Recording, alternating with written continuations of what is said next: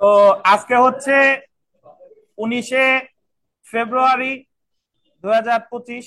আমাদের bar council preliminary MCQ পরীক্ষা 2025 ব্যাচের দশম ক্লাস এবং ফৌজদারি কার্যবিধির দশম ক্লাস। আজকে আমরা শুরু করতে যাচ্ছি ফৌজদারি কার্যবিধির ধারা 149 থেকে। ফৌজদারি কার্যবিধির ধারা 149 থেকে 153 পর্যন্ত যে অধ্যায়টা, এই অধ্যায়টা হচ্ছে পুলিশ তার ক্ষমতা প্রয়োগ করে আমলযোগ্য অপরাধ প্রতিরোধে। আমলযোগ্য অপরাধ প্রতিরোধে এখনো আমলযোগ্য অপরাধ সংগঠিত হয়নি, কিন্তু সংগঠনের কি সম্ভাবনা আছে। এরকম ক্ষেত্রে দেখেন, এই অধ্যায়টার নাম হচ্ছে, অধ্যায়টা হলো ত্রয়োদশ অধ্যায়, preventive action of the police. Preventive শব্দের অর্থ জানেন তো? নিবারণমূলক বা প্রতিরোধমূলক, যে ঘটনাটা এখনো ঘটে নাই, যাতে না ঘটে এই মর্মে পুলিশের যে ক্ষমতা, এটা আছে 149 থেকে কত, 153। তো একটু দেখেন, 2020 সালের যে সর্বশেষ যে মানে 2020 সালের যে লিখিত পরীক্ষা, নট সর্বশেষ, যে লিখিত পরীক্ষা থেকে কোশ্চেন প্যাটার্ন চেঞ্জ হয়ে গেল আর কি। গতানুগতিক প্রশ্ন থেকে একটু মানে জুডিশিয়াল সার্ভিস পরীক্ষার মতো পরীক্ষার প্রশ্ন যে চেঞ্জ হয়ে গেল, সেটা হলো 2020 সাল। তো 2020 সালে একটা প্রশ্ন এসেছিল যে আমলযোগ্য অপরাধ নিরোধে পুলিশের ক্ষমতা বর্ণনা করুন। এই পরীক্ষার প্রশ্নটা কোনোদিন কোনো জুডিশিয়াল সার্ভিস পরীক্ষাও আসে নাই, বার কাউন্সিল পরীক্ষাও আসে নাই। এটা সর্বপ্রথম আসলোই কত সালে, 2020 সালে। এবং এই প্রশ্নটার উত্তরে অধিকাংশ মানুষই ভুল লিখছিল কেন? কারণ তারা ভাবছে আমলযোগ্য অপরাধ প্রতিরোধে, অধিকাংশ এফআইআর লিখে দিছে 154 ধারায়। আমলযোগ্য অপরাধ যদি সংগঠিত হয় তখন কি করা হয়? এফআইআর দায়ের করা হয় কার কাছে? পুলিশের কাছে। ওটাও আজকেই আমরা পড়বো। কিন্তু তাদের মাথায় সাধারণত আসার কথাও না। এই জায়গা বলছে যে আমলযোগ্য অপরাধ এখনো কি সংগঠিত হয় নাই, যাতে সংগঠিত কি না হতে পারে এই মর্মে পুলিশের যে ক্ষমতা, এটা বলা আছে 149 থেকে কত ধারা বলেন, 153। তো এটা যদি আমরা একটু মাথায় রাখি, লিখিত পরীক্ষার জন্য আমাদের এটা হয়ে যাবে। দেখেন, প্রথমে ধারা 149, এটা একটু দেখি যে আমলযোগ্য অপরাধ প্রতিরোধ করবে।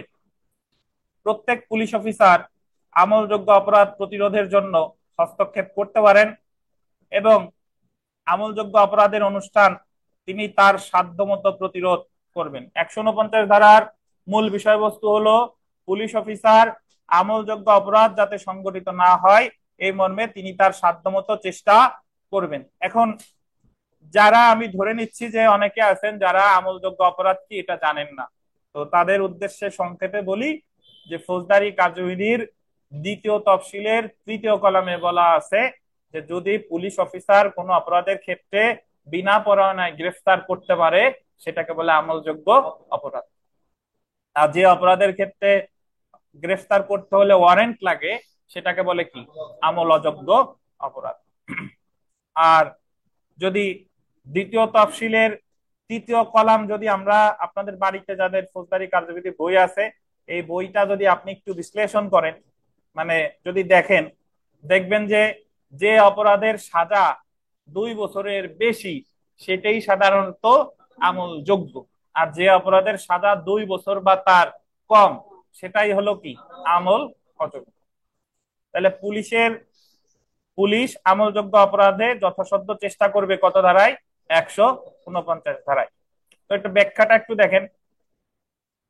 অপরাধ প্রতিরোধে পুলিশের দায়িত্বের কথা এই ধারায় বলা হয়েছে, যখনই কোনো গুরুতর অপরাধের বিষয়ে কোনো পুলিশ অফিসার অবগত হন, তিনি অপরাধটি যাতে অনুষ্ঠিত না হতে পারে সেজন্য কি গ্রহণ করবেন, পদক্ষেপ গ্রহণ করবেন। তো এখানে একটা কেস রেফারেন্স একটু দেখি। দেখেন যে অপরাধের আশঙ্কা দেখা গেলেই তবেই পুলিশ অফিসারের পদক্ষেপ গ্রহণের ক্ষমতার উদ্ভব হয়। যখনই কি দেখা যাবে, আশঙ্কা দেখা যাবে। একজন লোক কাঁধে করে কুড়াল নিয়ে যাচ্ছে, ওই কুড়াল নিয়ে সে শত্রুকে আঘাত করবে, এই অসিলায় পুলিশ এই কুড়াল কেড়ে নিতে পারে না। ধরেন যা একজন কাঠুরিয়া, তার কাজই তো হচ্ছে কি, কাঠ কাটা, কুড়াল তো সে নিয়ে যাবেই। কিন্তু যদি এরকম দেখা যায় যে কুড়াল নিয়ে সে দৌড় দিচ্ছে, আর একজনের ধাওয়া দিচ্ছে নাকি, কিসের জন্য? তাকে মারার জন্য। তাইলে সেই ক্ষেত্রে কিন্তু পুলিশ প্রতিরোধ করবে, কিন্তু যার পেশাই কুড়াল নিয়ে কারবার করা, তারে তো এই ধারায় মানে পদক্ষেপ নিতে পারবে না। অপরাধ যিনি করবেন এবং অপরাধের যিনি শিকার হতে পারেন, তাদের কাউকে আদেশ দেওয়ার ক্ষমতা পুলিশের নেই। মানে আচ্ছা, এটার দরকার নাই, এটা আপনি আবার পড়লে কনফিউজড হয়ে যাবেন। আপাতত জাস্ট এতটুকু মনে রাখবেন যে আমলযোগ্য অপরাধ প্রতিরোধের পুলিশ চেষ্টা করবে কত ধারায়? 149, কথা শেষ। ধারা 150 দেখেন, অনুরূপ অপরাধের গোল দিবেন ষড়যন্ত্র সম্পর্কে সংবাদ। অপরাধের ষড়যন্ত্র প্রভৃতি বিষয়ে খবর পেলে পুলিশ অফিসার, আন্ডারলাইন করেন, সে তার, আন্ডারলাইন করবেন, ঊর্ধ্বতন অফিসারের কাছে বা যে অফিসার অপরাধ প্রতিরোধের অধিকার রাখেন তার কাছে পৌঁছে দিবেন। যদি কোনো পুলিশ অফিসার জানতে পারেন যে অমুক জায়গায় একটা আমলযোগ্য অপরাধ ঘটার সম্ভাবনা আছে, এই ষড়যন্ত্র সে কি জানতে পেরেছেন, তাহলে অবশ্যই তিনি তার যে উপরস্থ কর্মকর্তা, মানে যিনি অ্যাকশন নিতে পারেন, তাকে অথবা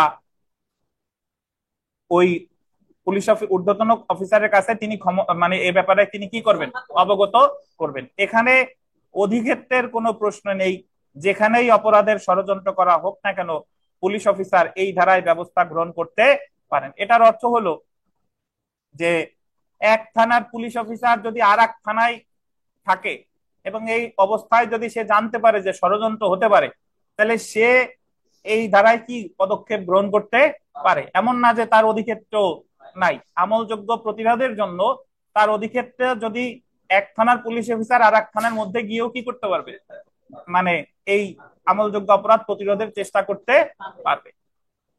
তাহলে আপনি 149 ধারা মনে রাখবেন, আমলযোগ্য অপরাধ প্রতিরোধের চেষ্টা করবে। আর 150 রাখবেন কি দিয়ে? আমলযোগ্য অপরাধ প্রতিরোধে কিসের খবর? ষড়যন্ত্র। ষড়যন্ত্রের কথা ঊর্ধ্বতন কর্মকর্তাকে কি অবগত করবেন। যারা অনলাইনে আছেন আপনাদের মিউট করা হয়েছে, যদি কোনো প্রশ্ন থাকে আমাকে টেক্সট দিবেন, আপনাকে আনমিউট করে দিব, সমস্যা নাই। তাহলে আপনি মনে রাখবেন 149 আমলযোগ্য অপরাধ প্রতিরোধের চেষ্টা করবে, আর 150 ষড়যন্ত্রের কথা জানলে ঊর্ধ্বতন কর্মকর্তারা কি করবে, অবগত করবে। ধন্যবাদ। ধারা 151 দেখেন, 3টা স্টার দেন, এটা গুরুত্বপূর্ণ। অনুরূপ অপরাধ প্রতিরোধের জন্য গ্রেফতার। এতক্ষণ পর্যন্ত গ্রেফতারের কোনো কথা বলা হয় নাই। 151 ধারা এর আগেও আমরা পড়েছিলাম, আপনাদের মনে আছে কিনা, যে বিনা পরোয়ানায় গ্রেফতার করতে পারে পুলিশ কত কত ধারায়? 54, 55, 57 আর 151। 59 কিন্তু পুলিশ না, 59 হলো বেসরকারি ব্যক্তি। তো কোন পুলিশ অফিসার যদি কোনো আমলযোগ্য অপরাধ সংগঠনের ষড়যন্ত্রের কথা জানতে পারেন এবং তার নিকট যদি প্রতীয়মান হয় যে এই অপরাধ সংগঠন অন্য কোনো ভাবে, আন্ডারলাইন করবেন, নিবারণ করা যাবে না, তাহলে তিনি, আন্ডারলাইন করবেন, ম্যাজিস্ট্রেটের আদেশ বা ওয়ারেন্ট ব্যতীতই ষড়যন্ত্রকারী ব্যক্তিকে গ্রেফতার করতে পারবেন। এটার অর্থ হলো যদি এরকম কোনো পরিস্থিতির সৃষ্টি হয় যে দুই পক্ষ ধরেন অস্ত্র নিয়ে মারামারি বেঁধে যাওয়া, এখনো মারামারি সংগঠিত হয় নাই কিন্তু সংঘর্ষ যে কোনো সময় বেঁধে যেতে পারে, তখন পুলিশ যাতে এই সংঘর্ষটা সংগঠিত না হয়, পুলিশ তাদেরকে বিনা পরোয়ানায় গ্রেফতার করতে পারে কত ধারায়? 151 ধারায়। বুঝতে পারছেন? তাহলে আমি আবার একটু মনে রাখি, আমলযোগ্য অপরাধ প্রতিরোধে পদক্ষেপ গ্রহণ করবে 149। ষড়যন্ত্রের কথা জানলে সাথে সাথে উপরস্থ কর্মকর্তারে জানাই দিবে কত? 150। আর আমলযোগ্য অপরাধ প্রতিরোধে প্রয়োজনীয় পদক্ষেপ গ্রহণ করার নিমিত্তে কাউকে বিনা পরোয়ানায় গ্রেফতার করতে পারবে, এটা কত? 151। ব্যাখ্যাটা দেখেন, এই ধারার উদ্দেশ্য হচ্ছে গুরুতর পরিস্থিতিতে অপরাধ প্রতিরোধের জন্য পুলিশকে বিনা ওয়ারেন্টে গ্রেফতারের ক্ষমতা প্রদান। আন্ডারলাইন করবেন, যেখানে অবস্থা গুরুতর নয় সেখানে এই অধিকার প্রয়োগ করা যাবে না। অবস্থাটা, ওই সিচুয়েশনটা কি হতে হবে? গুরুতর হতে হবে।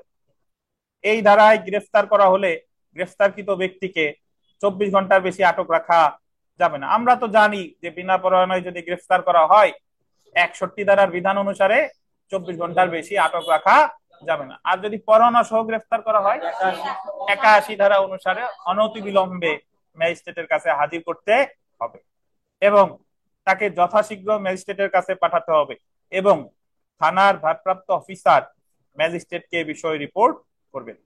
তো এখানে একটা উদাহরণের মতো আছে, দেখেন, যে ক্ষেত্রে মামলার দুটি পক্ষ আদালতের কামরা থেকে বের হয়েই নিজেদের মধ্যে হাতাহাতিতে লিপ্ত হয়, সেক্ষেত্রে তাদের মধ্যে অধিকতর শান্তিভঙ্গের পরিস্থিতি নিয়ন্ত্রণের জন্য তাদের বিরুদ্ধে ফৌজদারি কার্যবিধির 107 ও 151 ধারায় প্রসিডিং আনায়ন যথোপযুক্ত। আপনারা যারা কোর্টে যান দেখবেন যে মাঝে মাঝে মামলার পক্ষরা ওই আদালত থেকে বের হয়েই এক পক্ষ আর এক পক্ষের উপরে কি ঝাঁপাই পড়ছে বা মারামারিতে লিপ্ত হয়ে যায়। তো সেই ক্ষেত্রে তাদের বিরুদ্ধে 107-এর সাথে সাথে 151 ধারায় কার্যধারা গ্রহণ করা যেতে পারে। বলেন তো তানভীর আলম খান, 107-এ কি আছে?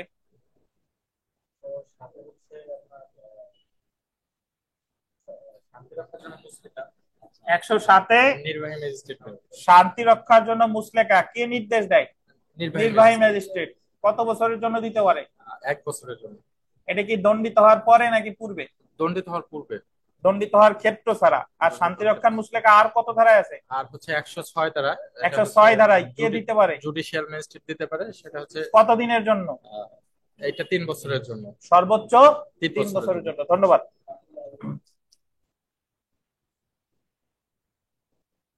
আচ্ছা, আমরা 152 ধারায় চলে আসি।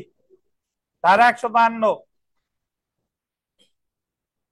সরকারি সম্পত্তির ক্ষতি সাধন প্রতিরোধ। গোল্ডেন, সরকারি সম্পত্তি, যে সম্পত্তিটা সরকারি সম্পত্তি, এই সম্পত্তিতে যদি কেউ ক্ষতি সাধন করে তাহলে পুলিশ এটা প্রতিরোধের চেষ্টা করবে। কত ধারায় বলা হয়েছে? 152 ধারায়। বাংলাদেশের অনেক স্থানে সরকারের স্থাবর ও অস্থাবর সম্পত্তি যেমন জমি জমা, গাড়ি বাড়ি ও মালপত্র আছে। বাংলাদেশের অনেক স্থানে নৌপথে জনকল্যাণের জন্য সরকারি চিহ্ন দেওয়া আছে। এসবের অপসারণের চেষ্টা যদি কোনো পুলিশ অফিসার দেখতে পান তাহলে তিনি তা বন্ধ করার চেষ্টা করবেন। দণ্ডবিধির 430 থেকে 433 ধারায় এই জাতীয় অপরাধের বিবরণ পাওয়া যায়। সাধারণত আমাদের দেশে যখন কোনো আন্দোলন সংগঠিত হয়, জনসাধারণ বা বিক্ষিপ্ত জনতা এদের সামনে রাগ নিবারণের অন্যতম জায়গা হলো ওই সরকারি জিনিসপত্র কি করা, ভাঙচুর করা। সরকারি রেল স্টেশন, সরকারি যে কোনো জিনিস ভাঙচুর করা। তাহলে সরকারি যে কোনো সম্পত্তিতে যদি ক্ষতি সাধন করা হয় পুলিশ এটা প্রতিরোধের যথাসাধ্য চেষ্টা করবেন। কত ধারায়? 152 ধারায়। এখানে যে প্রশ্ন আসতে পারে যে এই ধরনের, যে সরকারি সম্পত্তির ক্ষতি সাধন করলে পুলিশ প্রতিরোধের চেষ্টা করবে কত ধারায়? 152 ধারায়। তাহলে আমরা যতগুলো ধারা পড়লাম একটু রিভিউ করি। দেখেন, প্রথমে পড়লাম আমলযোগ্য অপরাধ প্রতিরোধে পুলিশ যথাযথ চেষ্টা করবে 149। ষড়যন্ত্রের কথা জানলে উপরস্থ কর্মকর্তারে জানাবে 150। আমলযোগ্য অপরাধ প্রতিরোধে গ্রেফতার করতে পারে 151।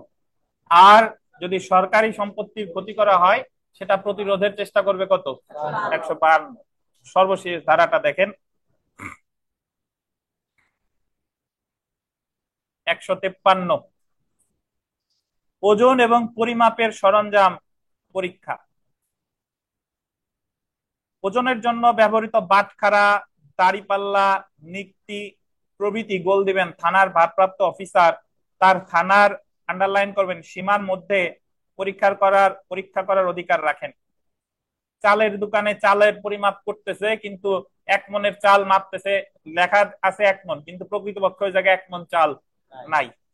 তার এই যে বাটখারা, দাড়িপাল্লা, নিক্তি এগুলাতে কি আছে? ত্রুটি আছে বা ভেজাল আছে। তাহলে এইগুলা থানার ভারপ্রাপ্ত কর্মকর্তা পরীক্ষা করতে পারবে কত ধারায়? 153 ধারায়। আমরা বর্তমান প্রেক্ষাপটে দেখি ভোক্তা অধিকার থেকে একজন কর্মকর্তা যে তিনি অভিযান পরিচালনা করেন বা নির্বাহী ম্যাজিস্ট্রেট পরিচালনা করেন, কিন্তু এই ক্ষমতা মানে একজন থানার ভারপ্রাপ্ত কর্মকর্তা তিনিও পরীক্ষা করতে পারেন কত ধারায়? ফৌজদারি কার্যবিধির 153 ধারায়। তিনি যদি মনে করেন ওইগুলো খাঁটি নয় তাহলে ওইগুলো আটক করতে পারেন। ওইগুলো বলতে যন্ত্রপাতি বোঝানো হচ্ছে, মানুষ না। কি ওই দাড়িপাল্লা নিক্তি এইগুলা আটক করতে পারে কে? থানার ভারপ্রাপ্ত কর্মকর্তা। এবং সঙ্গে সঙ্গে অধিক্ষেত্র সম্পন্ন কোন ম্যাজিস্ট্রেটের নিকট আটকের সংবাদ দিবেন। তাহলে এখান থেকে যে জিনিসটা আসতে পারে, পরীক্ষায় প্রশ্ন আসবে যে ওজন, দাড়িপাল্লা, নিক্তি এগুলা ফৌজদারি কার্যবিধির কত ধারায় আটক করা যায়? 153 ধারায়। কে আটক করতে পারে? থানার ভারপ্রাপ্ত কর্মকর্তা। এবং আটক করার পরে কারে সংবাদ দিবে? ম্যাজিস্ট্রেটকে সংবাদ দিবে।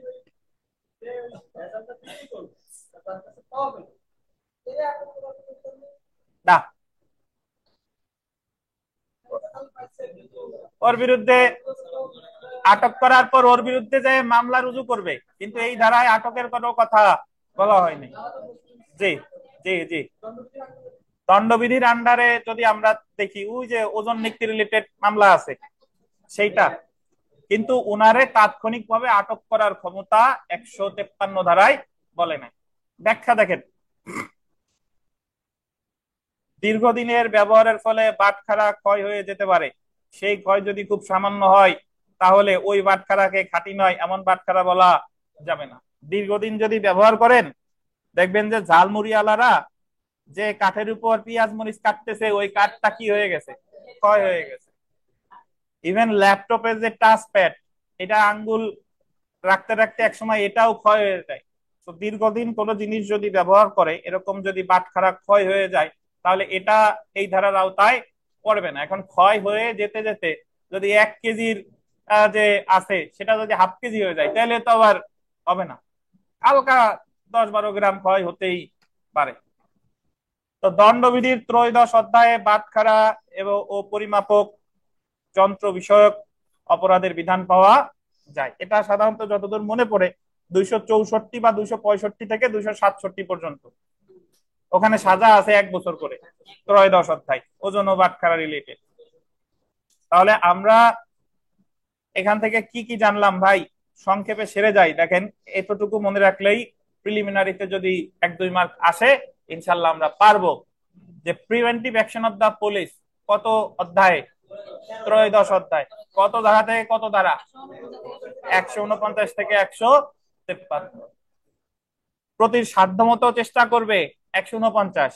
ষড়যন্ত্র সম্পর্কে জানলে জানাবে 150। আমলযোগ্য অপরাধ প্রতিরোধে গ্রেফতার করবে বিনা প্ররোচনায় 151। সরকারি সম্পত্তিতে ক্ষতি করলে প্রতিরোধের চেষ্টা করবে 152। আর থানার ভারপ্রাপ্ত কর্মকর্তা তিনি ওজন, বাটখারা, নিক্তি এগুলা পরীক্ষা করতে পারে বা আটক করতে পারে কত ধারায়? 153। অনলাইন অফলাইন আপনাদের যদি কোনো প্রশ্ন থেকে থাকে দয়া করে জিজ্ঞাসা করেন। মাসুদ, প্রশ্ন আছে? কি যেন বললেন, মনে করেন প্রশ্ন আছে?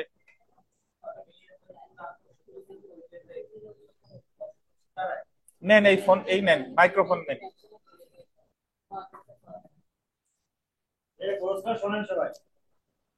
ওই যে যে 88 ধারায় হুলিয়ে ওই যে ক্রোকের আদেশ দেয়, যে সম্পত্তি ক্রোকের আদেশ দেয়, ওটা স্থাবর বা অস্থাবর নাকি স্থাবর অস্থাবর দুইটাই আটক করতে পারে? এটা আদালতের বিবেচনামূলক ক্ষমতা। স্থাবর অস্থাবর প্রয়োগ করতে পারে, শুধু অস্থাবর প্রয়োগ করতে পারে, শুধু স্থাবর প্রয়োগ করতে পারে। এইটা একটু জানা যার যেরকম আছে বা আদালতের যেরকম ইচ্ছা হয়।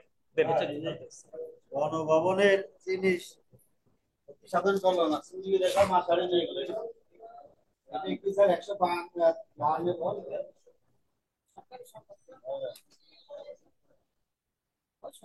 আচ্ছা, তো আমরা চলে আসি আইন পাঠে। আসেন, এখন এতদিন আমরা ফৌজদারি কার্যবিধির যা যা পড়ছি ওইটা হচ্ছে ধরেন প্রাথমিক পর্যায়ে ছিল, এখন হচ্ছে আসল জায়গায় প্রবেশ করছি, যে ফৌজদারি মামলা দায়ের এবং পরবর্তী কার্যপদ্ধতি। তো এতদিন আমরা জানতে পেরেছি যে আদালতের গঠন, তারপরে ব্যবহৃত ফৌজদারি কার্যবিধিতে ব্যবহৃত বিভিন্ন শব্দ, ব্যাখ্যা, তারপরে আপনার অ্যারেস্ট কিভাবে করে, তারপরে সমন কিভাবে দেয়, ওয়ারেন্ট কিভাবে দেয়, সার্চ ওয়ারেন্ট কি, শান্তি রক্ষার মুসলেকা কি। কিন্তু এখন আমরা জানবো ফৌজদারি কার্যবিধিতে মামলা দায়েরের যে প্রক্রিয়া, এবং এই 154 ধারা থেকে 205D ধারা, এটা খুবই গুরুত্বপূর্ণ একটা মানে অধ্যায়, বা এখান থেকে লিখিততে সাধারণত প্রচুর প্রশ্ন আসে, বা আমাদের যদি আপনি এমসিকিউ পরীক্ষাতে এখানেও 5-7 নাম্বার এই 154 থেকে 205D এর মধ্যে 5-7টা পাওয়া যায়, বুঝতে পারছেন? তো যাই হোক, শুধু তাই না, এবং প্র্যাকটিক্যালি আপনি যারা প্র্যাকটিস করেন তাদের ক্ষেত্রে কিন্তু এই 154 থেকে 205D নিয়েই কারবার, মানে যাবতীয় যত যা আছে সবকিছু লাগে 154 থেকে কত 205D। তো দেখেন, আমরা একটু পড়া শুরু করি, তারপরে ব্যাখ্যা দিব। প্রথমে দেখেন যে ফৌজদারি মামলা দায়ের ও পরবর্তী কার্যপদ্ধতি। যে কোনো ব্যক্তি গোল্ডেন দুইটি উপায়, দুইটি শব্দটা গোল্ডেন, দুইটি উপায় ফৌজদারি মামলা দায়ের করতে পারে। তাহলে ফৌজদারি মামলা দায়ের করা যায় কয়টি উপায়? দুইটি উপায়। তিনি কোনো অপরাধ সংগঠন বিষয়ে থানার পুলিশের নিকট সংবাদ প্রদান করতে পারে, বা তিনি ম্যাজিস্ট্রেটের নিকট গিয়ে নালিশ দায়ের করতে পারে। অর্থাৎ ফৌজদারি মামলা থানায় করা যায় অথবা ম্যাজিস্ট্রেটের কাছে দায়ের করা যায়। থানায় পুলিশের নিকট গোল্ডেন, আমলযোগ্য শব্দটা গোল্ডেন, থানায় পুলিশের নিকট আমলযোগ্য অপরাধের সংবাদ প্রদান করলে পুলিশ 154 ধারার বিধান বা পদ্ধতি অনুসরণ করে।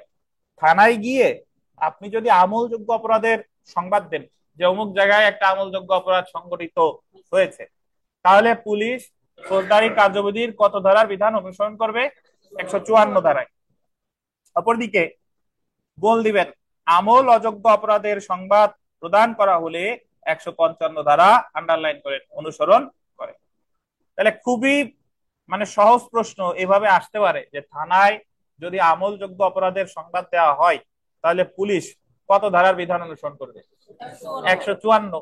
আর থানায় যদি আমল অযোগ্য অপরাধের সংবাদ দেওয়া হয় তাহলে পুলিশ কত ধারার বিধান অনুসরণ করবে? 155। অন্যদিকে কোন ব্যক্তি ম্যাজিস্ট্রেটের নিকট আমলযোগ্য বা আমল অযোগ্য উভয় অপরাধ বিষয়ে নালিশ দায়ের করতে পারে, সেই ক্ষেত্রে ম্যাজিস্ট্রেট আন্ডারলাইন করবেন 200 ধারার পদ্ধতি অনুসরণ করে। এটা খুব সোজা, যে থানায় যদি আপনি আমলযোগ্য অপরাধের তথ্য দেন 154, আমল অযোগ্য দিলে 155, কিন্তু ম্যাজিস্ট্রেটের কাছে আপনি আমলযোগ্য দেন আর আমল অযোগ্য দেন, উনি অনুসরণ করবে কত? 200 ধারা। ম্যাজিস্ট্রেটের কাছে কোনো বৈষম্য নাই, উনি আমলযোগ্য হোক বা আমল অযোগ্য হোক, ওনার কাছে অভিযোগ জানালেই উনি অনুসরণ করবে কত ধারা? 200 ধারা। তাহলে যদি পরীক্ষায় প্রশ্ন আসে গণেশ সাহেব যে ম্যাজিস্ট্রেটের কাছে আমলযোগ্য অপরাধের তথ্য জানাইলে ম্যাজিস্ট্রেট কত ধারা অনুসরণ করবে, আর আমল অযোগ্য? ম্যাজিস্ট্রেটের কাছে আমল যোগ্য হোক আমল অযোগ্য হোক সর্বক্ষেত্রেই কত ধারা? 200 ধারা। কিন্তু থানায় গেলে হচ্ছে কখনো 154, কখনো 155। মিঠুন বিশ্বাস প্রশ্ন করছে দুই ভাবে বললেন, কিন্তু এখানে তো 3টি ধারা পেলাম। ধারা 3টা পান আর 4টা পান, মামলা করতেছে কয় জায়গায়? 2 জায়গায়, থানায় কোর্টে। থানা তো সামনে আরো 100-200 পাবেন, মানে ধারা দেখেন। সো আপনি জাস্ট এখানে বলা হয়েছে কয় জায়গায় মামলা করা যায়? 2 জায়গা, থানায় আর কোথায়? কোর্টে, কথা শেষ। কিন্তু পরে ব্যাখ্যা দিচ্ছে যে থানায় মামলা করলে কোন কোন ধারা আর কোর্টে মামলা করলে কোন কোন ধারা।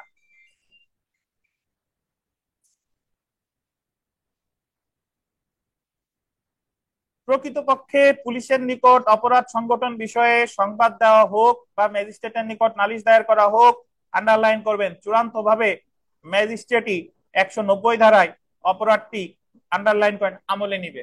তবে মামলাটা প্রাথমিকভাবে যেভাবেই শুরু হোক না কেন আমলে নেয় ম্যাজিস্ট্রেটই কত ধারায়? 190 ধারায়। একটু অপেক্ষা করেন। কি সলিমুল্লাহ কি বলেন, কি বুঝতেছেন না?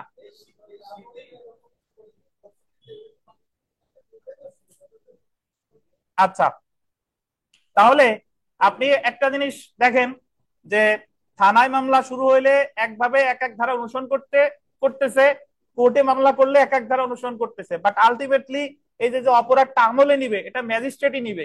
কত ধারায়? 190 ধারায়। যারা এখনো বুঝতেছেন না আমলে নেওয়া কি, একটু ধৈর্য ধারণ করেন, সামনে গিয়ে একবারে বলি।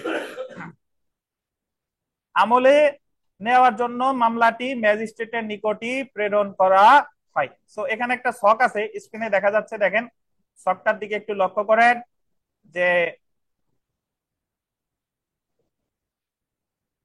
পুলিশকে আমল যোগ্য অপরাধের সংবাদ দিলে কত ধারা অনুসরণ করবে? 154। পুলিশকে আমল অযোগ্য অপরাধের সংবাদ দিলে কত? 155। অপরদিকে ম্যাজিস্ট্রেটের নিকট নালিশ দায়ের ও ম্যাজিস্ট্রেট কর্তৃক নালিশকারীর জবানবন্দি গ্রহণ 200 ধারা। এখানে একটু মানে আপনি জানেন যে ম্যাজিস্ট্রেটের কাছে আমল যোগ্য দেন বাকি আমল অযোগ্য দেন, উভয় ক্ষেত্রেই ম্যাজিস্ট্রেট অনুসরণ করবে কত ধারা? 200 ধারা। কত ধারা? 200 ধারা।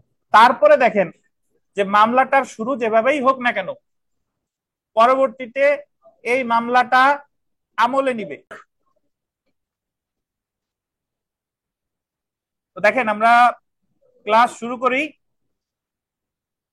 সেটা হলো যে আমরা জানতে পারলাম যে মামলাটা যেখানেই হোক না কেন এটা আমলে নিবে হচ্ছে ম্যাজিস্ট্রেট কত ধারায়? 190 ধারায়। তো আমলে নেওয়া বিষয়টা কি এটা আমরা সামনে বিস্তারিত জানতে পারবো। আপাতত আপনাদের এতটুকু বলি, আমলে নেওয়া অর্থ হলো যে ম্যাজিস্ট্রেটের কাছে মনে হয়েছে যে আসলে এরকম একটা ঘটনা ঘটেছে, মানে উনি এই জিনিসটাই বিচারার্থে প্রাথমিকভাবে বিচারার্থে গ্রহণ করা, প্রাথমিকভাবে যে বিচারার্থে গ্রহণ করা এটাকেই বলে হচ্ছে আমলে নেওয়া। আমলে নেওয়া মানেই হলো হয় সমন দিবে না হলে কি দিবে? ওয়ারেন্ট দিবে। আমরা ওই যে জানছি না আগে যে সমন বা ওয়ারেন্ট দ্বিতীয় তফসিলের কত কলামে আছে? দ্বিতীয় তফসিলের 4র্থ কলামে আছে। তো আমলে নেওয়া মানেই হলো 190 ধারায় আমলে নেওয়া মানেই হলো যে ঘটনার সত্যতা আছে এই মর্মে উনি এটা বিশ্বাস করে আসামিরে হয় সমন দিছে না হলে কি দিছে? ওয়ারেন্ট দিছে। বুঝতে পারছেন? তো এখানে একটু দেখি যে নিম্নে পুলিশের নিকট মামলা দায়ের এবং ম্যাজিস্ট্রেটের নিকট অভিযোগ দায়েরের পদ্ধতি। আচ্ছা, বিগত বছরের প্রশ্ন দেখেন, আমাদের 2021 সালের বিজিএস পরীক্ষায় একটা প্রশ্ন এসেছিল, the code of criminal procedure 1898 এর কোন 2টি ধারার অধীনে ফৌজদারি মামলা দায়ের করা যায়? যদি বলে 154 আর কত 200 ধারায়। তো এখানে জিআর মামলা কি এখনো শিখি নাই, বাট সামনে শিখবো। থানায় যে মামলা দায়ের করা হয় সেটাকে বলা হয় আমলযোগ্য অপরাধের ক্ষেত্রে জিআর মামলা, আর কোর্টে আমলযোগ্য আমল অযোগ্য যাই হোক না কেন সেটার মামলা বলে কি? সিআর মামলা। তো থানায় মামলা করলে 154, আবার থানায় মামলা করলে 155 হয় যদি ওইটা আমল অযোগ্য হয়। আর কোর্টে মানে ম্যাজিস্ট্রেটের নিকট আমল যোগ্য মামলা করেন নাকি আমল অযোগ্য মামলা করলেন, ওই মামলাটা সর্বদাই দায়ের হবে কত ধারায়? 200 ধারায়। কত ধারায়? 200 ধারায়। জি,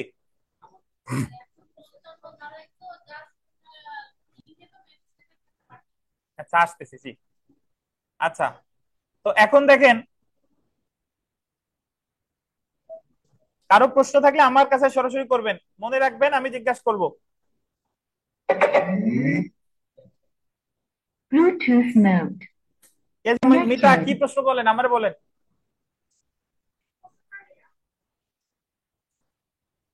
ও আচ্ছা, সমস্যা নাই। আচ্ছা, আমরা একটু পড়াই ফিরি। দেখেন যে পুলিশের নিকট মামলা দায়ের, আমলযোগ্য মামলার সংবাদ 154 ধারা অনুসরণ করবে। এবং এখানে সবটা দেখেন, আমলযোগ্য মামলার সংবাদ যদি দেন, পুলিশ অনুসরণ করবে কত ধারা? 154। আর সেই অপরাধটা তদন্ত করবে দেখেন কত ধারা?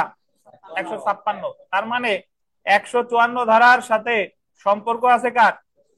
156। যখন আপনি একটা আমলযোগ্য অপরাধের তথ্য থানায় দিলেন, থানা কর্তৃপক্ষ 154 ধারায় এফআইআর রেকর্ড করার সাথে সাথে তদন্ত শুরু করবে 156 ধারায়। অপরদিকে আমল অযোগ্য মামলার সংবাদ যদি দেন কত ধারায়? 155। উনি ওই মামলার তদন্ত করবে কত ধারায়? 155(2) ধারায়। তাহলে 155-র সাথে সম্পর্ক আছে 155(2), আর 154-র সাথে সম্পর্ক আছে কত ধারা? 156। দেখেন, ফৌজদারি কার্যবিধি 1898 অনুযায়ী পুলিশকে আমলযোগ্য এবং আমল অযোগ্য উভয় ধরনের মামলা বা অপরাধ সংগঠনের সংবাদ প্রদান করা যায়। পুলিশকে আমলযোগ্য অপরাধের বা কগনিজেবল অফেন্সের সংবাদ দিলে তা পুলিশ 154 ধারা অনুযায়ী লিপিবদ্ধ করে। অন্যদিকে পুলিশকে আমল অযোগ্য বা নন কগনিজেবল অফেন্সের সংবাদ দিলে সেক্ষেত্রে কত ধারা অনুসরণ করে? 155। এখন আমরা চলে আসি যে 154 ধারায় আসলে আছেটা কি। 54 ধারা কি এত বিস্তারিত পড়লাম, বাট 154 ধারায় আসলে কি আছে দেখেন। ধারা 154, আমলযোগ্য মামলার সংবাদ, ইনফরমেশন ইন কগনিজেবল কেসেস। তো সাধারণত আমরা জানি যে পুলিশের কাছে আমলযোগ্য অপরাধের সংবাদ দিলে পুলিশ এটা উনি এফআইআর রেকর্ড করে 100 কত ধারায়? 54 ধারায়। এফআইআর মানে হলো ফার্স্ট ইনফরমেশন রিপোর্ট, কিন্তু এফআইআর শব্দটা আমাদের ফৌজদারি কার্যবিধির 154 ধারায় একবারও নাই। যদি পরীক্ষায় প্রশ্ন আসতেই পারে যে এফআইআর শব্দটা ফৌজদারি কার্যবিধির 154 ধারায় কয়বার আছে? একবারও নাই। কেন আসতে পারে? 11 বিজিএস অথবা 12 বিজিএস পরীক্ষা একবার প্রশ্ন এসেছিল যে রেস জুডিকাটা শব্দটা এই দেওয়ানি কার্যবিধির 11 ধারায় কয়বার আছে? একবার আছে। রেস জুডিকাটা আছে একবার। কিন্তু কিছু কিছু বিধান আছে, এইগুলা আমি একটু মনে করাই দেই। যে ধরেন 154 ধারায় এফআইআর একবারও নাই। সাক্ষ্য আইনের 6 ধারায় রেস গেস্টি শব্দটা একবারও নাই।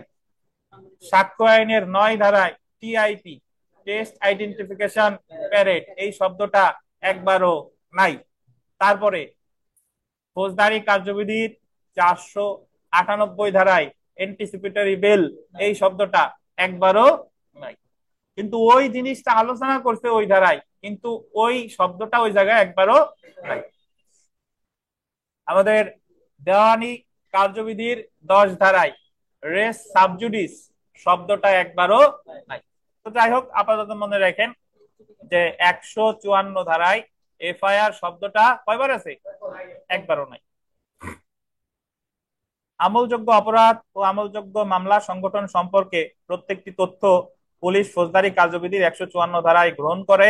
আমলযোগ্য অপরাধ সংগঠনের তথ্য পুলিশের নিকট বলতেন মৌখিক বা লিখিত, বলতেন মৌখিক বা লিখিত, এবং না কিন্তু কি মৌখিক বা লিখিত আকারে প্রদান করা যায়। আমলযোগ্য অপরাধের সংবাদ পেলে পুলিশ কর্মকর্তার দায়িত্ব কি সেটা 154 ধারায় বিধান করা হয়েছে। এটার অর্থ কি? ধরেন আপনার বাড়িতে চুরি হয়েছে, তাহলে এই চুরির সংবাদটা আপনি থানায় গিয়ে মৌখিক ভাবেও দিতে পারেন, অথবা কি লিখিত ভাবেও দিতে পারেন যে আমি অমুক, পিতার নাম অমুক, অমুক অমুক অমুক আমার বাড়িতে এতদিনে এসে কি করেছে? চুরি করেছে, বা কে বা কাহারা চুরি করেছে আমি জানি না, এই মর্মে কি গ্রহণ করা হোক, পদক্ষেপ গ্রহণ করা হোক। তাহলে যদি বলে যে 154 ধারায় যে সংবাদটা দিবে এটা কি মৌখিক হবে নাকি লিখিত হবে? মৌখিক অথবা লিখিত। আপনার কাছে মনে হচ্ছে যে বার এবং কি এমন জিনিস, এটা তো সমস্যা নাই, কিন্তু এই জিনিসগুলা যখন মাথা গরম হয়ে যাবে কি হবে? চুল টাইনে ছিড়বেন কোন জায়গায় যায়? পরীক্ষার হলে গিয়ে দেখবেন যে যে জিনিসটা আপনি সহজে পারেন এই জায়গা বসে পারতেছেন, কিন্তু পরীক্ষার হলে আপনার নার্ভাসনেস চলে আসবে। তখন আসলে অনেক সময় দেখবেন যে হাত পা কাঁপাও শুরু হয়ে গেছে, যে কি হবে, কি তাকাবো। তো দেখেন 54 ধারায় বলা হয়েছে, এবং আপনারা অনেক জিনিস আছেন আপনারা জানেন না, যে ভাবেন কি যে উকিল যখন আপনি অ্যাডভোকেট হয়ে যাবেন তখন অনেক জিনিস আপনি ভুলে যাবেন। এই জিনিস আপনার দরকারও নাই। এই যে আমার এক বন্ধু, তার হাইকোর্টের ভাইবা 4:30 থেকে 4:30 থেকে, এই যে একটু আগে আমার মেসেজ দিছে যে অ্যাটাচমেন্ট সম্পর্কে দেওয়ানি কার্যবিধির কোথায় কোথায় আছে, ওই জায়গায় জিজ্ঞেস করতেছে। কিন্তু সে কিন্তু দেওয়ানি প্র্যাকটিস করে এবং লাখ লাখ টাকা কামাই করে, কিন্তু তার এখন ওই জিনিসটা আর মাথায় নাই যে কোন কোন জায়গা আছে। দরকার নাই, অ্যাডভোকেট হওয়ার পরে ভুলে যান, কিন্তু পাশের জন্য কি লাগছে দরকার।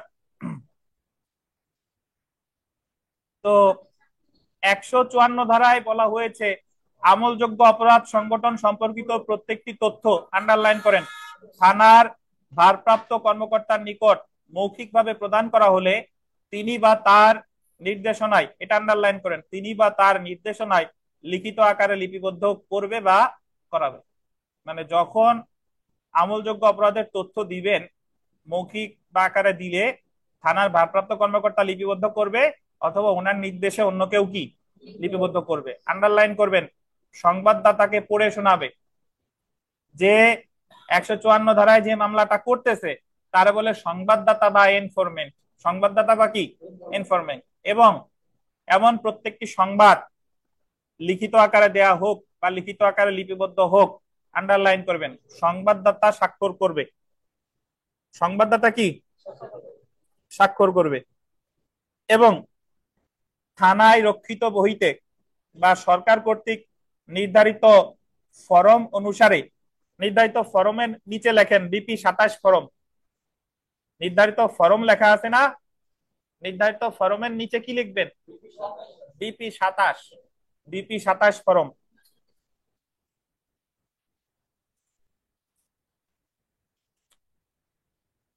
তথ্যের সারমর্ম লিপিবদ্ধ করবে। তাহলে এখানে একটা জিনিস শুনেন, যদি মৌখিকভাবে সংবাদ দেয় তাহলে ওটা থানার ভারপ্রাপ্ত কর্মকর্তা স্বয়ং লিখবে বা কাউরে দিয়ে কি লেখা হবে,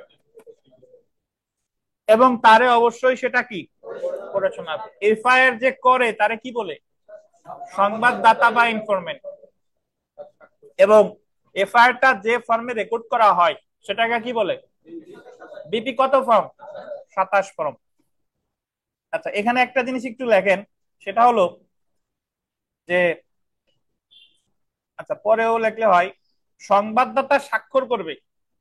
সংবাদদাতা যে স্বাক্ষর করে এটা আছে 154 ধারায়। আর একটু লিখে রাখেন, এফআইআর এ থানার ভারপ্রাপ্ত কর্মকর্তা বা তদন্তকারী কর্মকর্তা যে স্বাক্ষর করবে এটা আছে পিআরবিতে। মানে সংবাদদাতা স্বাক্ষর করে এফআইআর এ সমান সমান 154 ধারা।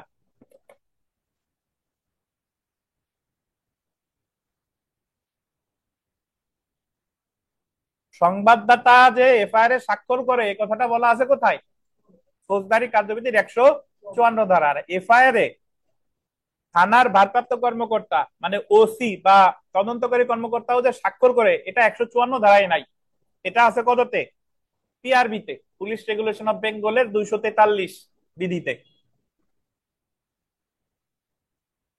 পুলিশ রেগুলেশন অফ বেঙ্গলের 243 বিধিতে। এখন একটু কথা শুনেন, জি বুঝি নাই, টিআরবি এর 243 বিধি, টিআরবি এর 243 বিধি। আচ্ছা একটু শুনেন, একটু শুনেন, সেটা হলো যে যদি পরীক্ষায় প্রশ্ন আসে যে এফআইআর এ কে কে স্বাক্ষর করবে, ওই যে সংবাদদাতা সেও করে, আবার থানার ভারপ্রাপ্ত কর্মকর্তাও বলে। কিন্তু যদি বলে যে ফৌজদারি কার্যবিধির 154 ধারা অনুসারে যে এফআইআর সংক্রান্ত যে বিধান আছে সেখানে কে স্বাক্ষর করবে, শুধু 154 ধারার রেফারেন্স দিলেই সেখানে উত্তর হবে কত, শুধুমাত্র কে, সংবাদদাতা। তো এখন আমরা চলে আসি যে এজাহার কাকে বলে। এজাহার কি আমি একটু আগে বুঝাই দেই যে আপনি যখন কোনো অপরাধ, আমলযোগ্য অপরাধ সংঘটিত হলো, এটার তথ্য যে আপনি থানায় গিয়ে লিখিত আকারে যদি দেন, এটা হলো লিখিত এজাহার। আর মৌখিক আকারে দিলে সেটা তো থানা থেকে কি করে নিয়ে যাচ্ছে, লিখে নিচ্ছে আপনার এবং শোনাচ্ছে। তাহলে এই যে যে আপনি যে আবেদনটা করতেছেন, এটা বলে কি এজাহার। আর এজাহারটা যদি থানার ভারপ্রাপ্ত কর্মকর্তার কাছে মনে হয় যে এটা সত্য, এরকম ঘটনা ঘটছে, তাহলে উনি রেকর্ড করবে বিপি 27 ফর্মে। তখন এজাহারটা হয়ে যাবে কি এফআইআর। এজাহারে শুধু স্বাক্ষর করে এজাহারকারী, ওই জায়গায় পুলিশ কোনো স্বাক্ষর করে না। কিন্তু এজাহারটা যখন পরিণত হবে কিসে, এফআইআর এ, তখন স্বাক্ষর করবে ইনফরমেন্ট বা সংবাদদাতা এবং সেই সাথে থানার ভারপ্রাপ্ত কর্মকর্তা বা আইও, ইনভেস্টিগেটিং অফিসার। তো আমলযোগ্য অপরাধ সংগঠনের মৌখিক বা লিখিত তথ্য যা প্রাথমিকভাবে পুলিশের নিকট পৌঁছায় তাই হলো প্রাথমিক তথ্য। পুলিশ রেগুলেশনের আন্ডারলাইন করেন কত বিধি 243। এই পীযুষ সাহেব, পীযুষ সাহেব একটু বলেন তো এজাহার আর এফআইআর এর মধ্যে পার্থক্য কি পীযুষ?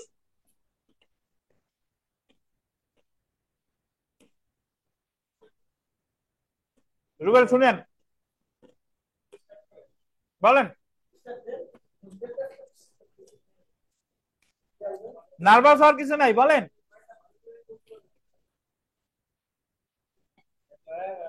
এই রুবেলই দেন, এটা একটু রুবেললে ধরে দেন তো, এটা খুলে ফেলছেন দেন। আলামিন সাহেব, এই রুবেল রে দ্রুত দেন, দ্রুত। রুবেল পীযুষ সাহেব রে এফআইআর আর এজাহার বুঝান, উত্তর দেন, জোরে বলেন। ধন্যবাদ স্যার আপনার এই প্রশ্নটা করার জন্য। স্যার এজাহার আসলে কোনো আমলযোগ্য কোনো ঘটনা যদি কেউ বলে, লিখিত আকারে বললে হবে, মৌখিক আকারে বললে হবে, তখন ওইটা লিখিত আকারে আপনার তার লিখিত আকারে করতে হবে এবং সেখানে যে বললো সে সংবাদদাতা স্বাক্ষর থাকতে হবে, এটা হলো এজাহার। আর এফআইআর হলো ওই এজাহার যখন আপনার ওই বিপি 27 ফর্মে লিপিবদ্ধ করবেন, তখন এটি হয়ে যাবে হলো এফআইআর। আর এফআইআর এর স্বাক্ষর করবে সংবাদদাতাও করবে এবং থানার ভারপ্রাপ্ত কর্মকর্তাও করবে। পীযুষ সাহেব শোনেন না, অনেক সময় বলে যে থানায় গেছিলাম মামলা নেয় নাই, শুনছেন না যে থানায় গেছিলাম মামলা রেকর্ড করে নাই। তার মানে থানায় যে গেছিল লেখে নিয়া, ওটাই হচ্ছে এজাহার, ওটাই হচ্ছে কি এজাহার। আর মামলাটা যদি ওসি সাহেব রেকর্ড করে, তখন রেকর্ড করার পর এজাহারটা হয়ে যায় কি, সহজ কথা বুঝছেন। যখন আপনি থানায় গেলেন, তখন তো আপনার দরখাস্তে আপনি সিগনেচার করছেন, সে জায়গায় তো পুলিশ সিগনেচার করবে না। কিন্তু আপনার মামলাটা যখন রেকর্ড হয়ে গেল, তখন আপনার সে জায়গায় আপনার সিগনেচারও থাকবে, আবার কি পুলিশের সিগনেচারও থাকবে, বুঝছেন।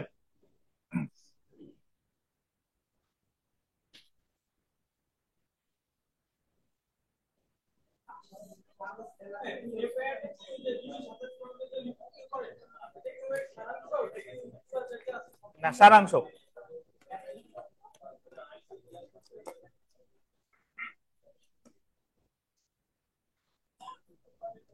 আচ্ছা দেখেন, আমলযোগ্য অপরাধ সংগঠনের প্রাথমিক তথ্য সম্পর্কে পরিচিত ব্যক্তি বা যিনি ঘটনাটি শুনেছে বা দেখেছে, আন্ডারলাইন করেন পরিচিত ব্যক্তি, গোল্ডেন। পরিচিত ব্যক্তি মানে ওই ঘটনা সম্পর্কে পরিচিত ব্যক্তি বা যিনি ঘটনাটি গোল্ডেন শুনেছে বা দেখেছে, তিনি মৌখিক বা লিখিত আকারে থানার ভারপ্রাপ্ত অফিসারের নিকট সংবাদটি দিতে পারে। প্রশ্নটা হলো যে কে এজাহার দায়ের করতে পারে? ওই ঘটনা সম্পর্কে পরিচিত ব্যক্তি, অথবা যে স্বয়ং ঘটনাটা কি দেখছে, অথবা যে ঘটনাটা কি শুনেছে, সেও কি দায়ের করতে পারে? এফআইআর দায়ের করতে পারে। বিষয়টা এমন না যে যখন ঘটনাটা ঘটছে তার ওই জায়গায় যে থাকাই লাগবে, এমন কোনো কথা নাই, বুঝতে পারছেন। তারপরে দেখেন, সংবাদটি মৌখিক আকারে দিলে থানার ভারপ্রাপ্ত কর্মকর্তা কর্তৃক বা তার নির্দেশনা লিখিত হবে গোল্ডেন সাদা কাগজে। কি কাগজে? সাদা কাগজে। এবং তার সংবাদদাতাকে পড়ে শোনাতে হবে। আমলযোগ্য অপরাধ সংগঠনের লিখিত এই সংবাদ বা মৌখিকভাবে প্রদত্ত লিখিত সংবাদ এজাহার বা গোল্ডেন দরখাস্ত। এবং নিচে লেখেন আরবি শব্দ। এজাহার একটা কি শব্দ? আরবি শব্দ। বাংলা অর্থ কি? দরখাস্ত নামে পরিচিত। যে ব্যক্তি বা সংবাদদাতা এজাহার দায়ের করে সেই ব্যক্তি এজাহারে স্বাক্ষর করবে।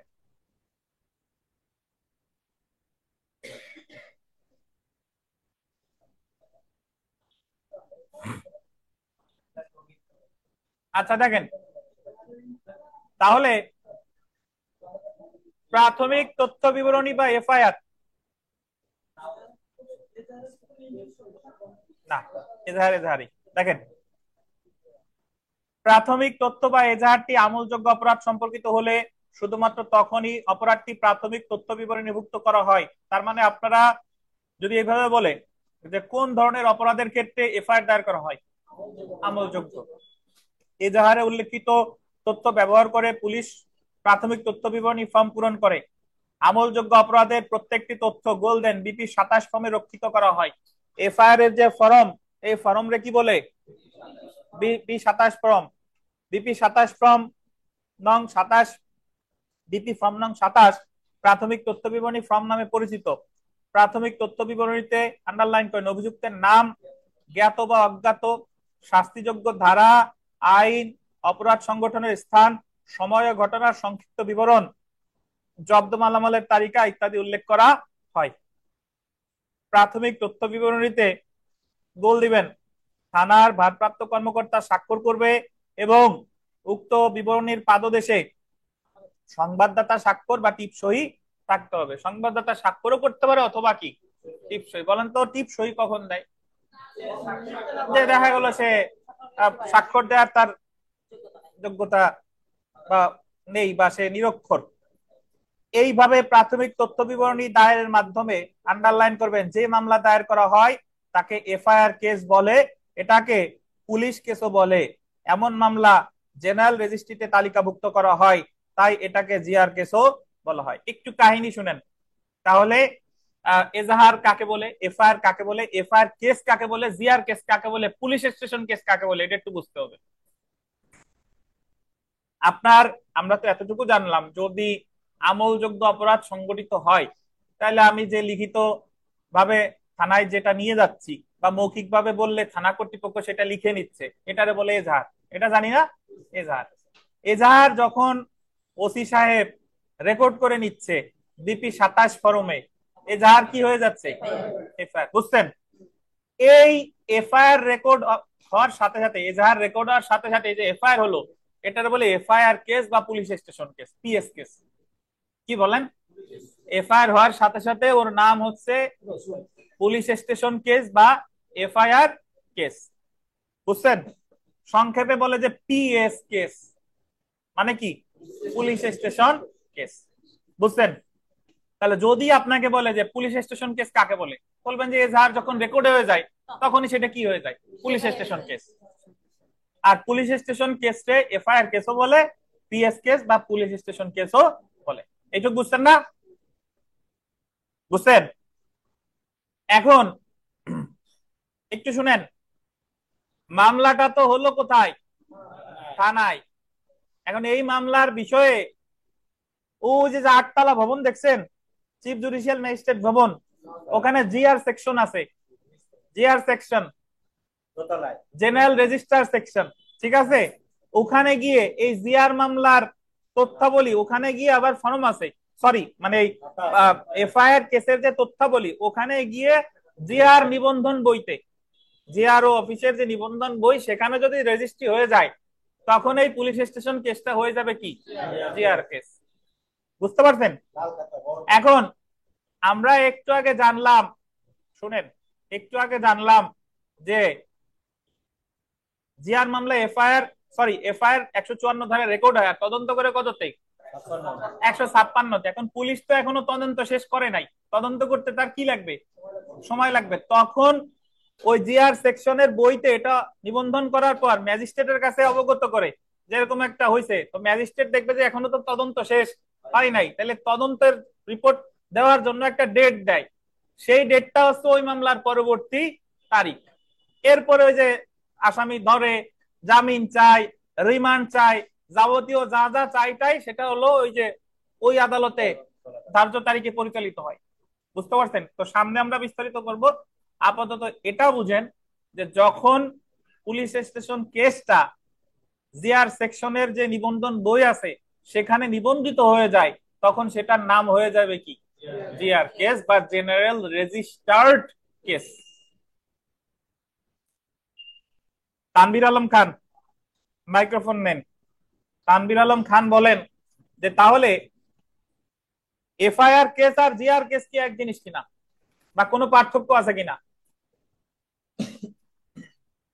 এখানে এফআইআর হচ্ছে যখন সংবাদদাতা তথ্য দেয় এবং হচ্ছে তথ্যটা যখন থানায় এন্ট্রি হয় ওইটা হচ্ছে এফআইআর, এবং ওইটা যখন আহ, লাল বইতে অর্থাৎ জিআর সেকশনে যখন হচ্ছে আসে সেটা হচ্ছে আচ্ছা যাই হোক, শোনেন, লাল ওইটা বলা যে ওইটা হচ্ছে জেনারেল বলেন বলেন, রেজিস্টার্ড কেস বা লাল জিআর বইটা কেস। কই থাকে?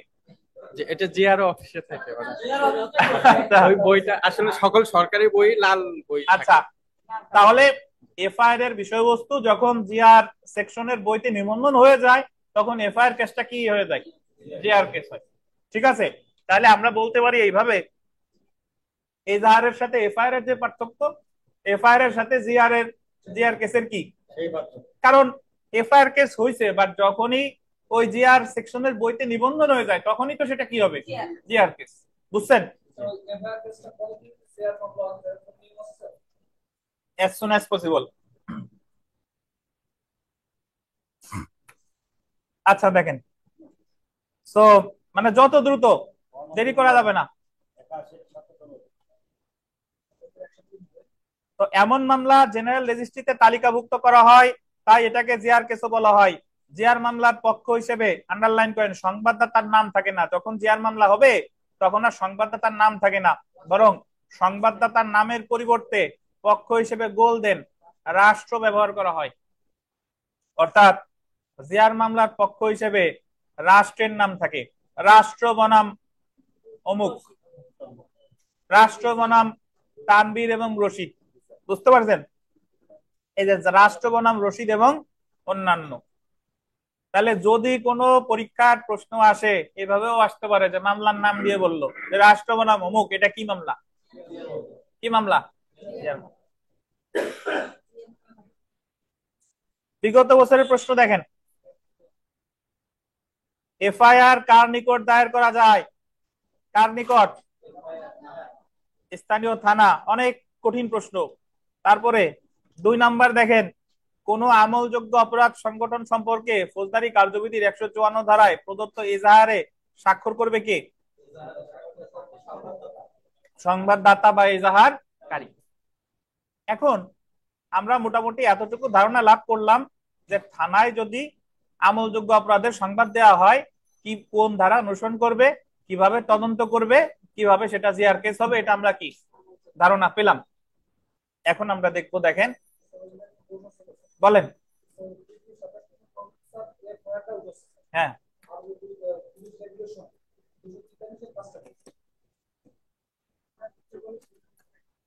পুলিশ রেগুলেশন, তো পুলিশ কি কি করবে সেটার বিস্তারিত ব্যাখ্যা দিয়েছে পুলিশ রেগুলেশন অফ বেঙ্গলে 243-এ। আর এটা হলো ফৌজদারি, পুলিশের একটা বিধিবিধান, ওনারা কি কি অনুসরণ করবে, ফৌজদারিতে কার্যবিধিতে যা যা বলছে সেটারে বিস্তারিত ভাবে পুলিশ রেগুলেশনে ব্যাখ্যা দিছে যে পুলিশ এক্ষেত্রে কি কি করতে পারে। পুলিশ রেগুলেশন আমাদের দরকার নাই, যদি আপনার দরকার হয় দেখে নিন।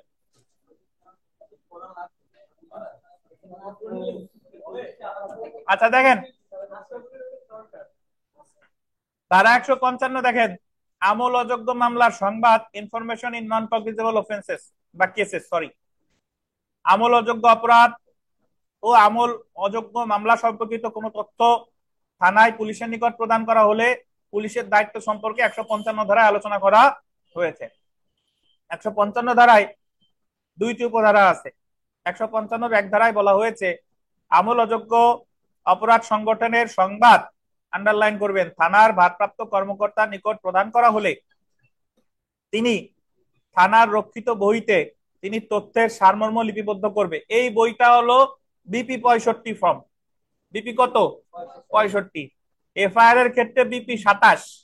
আর 155তে যে মামলার সূচনা হয় সেটা জিডির মাধ্যমে, এটার ফর্মটা কত? বিপি 65। এবং তাহলে উনি বিপি 65তে যা আছে উনি ওইটার আমল অযোগ্য অপরাধের তথ্য নিবন্ধন মানে লিপিবদ্ধ করে সংবাদদাতাকে আন্ডারলাইন করেন ম্যাজিস্ট্রেটের নিকট প্রেরণ করবে। এই ক্ষেত্রে কিন্তু ওই 155তে লিপিবদ্ধ করেই তদন্ত করবে না, বুঝছেন? কিন্তু 154তে কিন্তু এফআইআর রেকর্ড করেই তদন্ত করতে পারে। কততে? 156তে। কিন্তু 155তে উনি তথ্য লিপিবদ্ধ করেই তদন্ত করতে পারে না।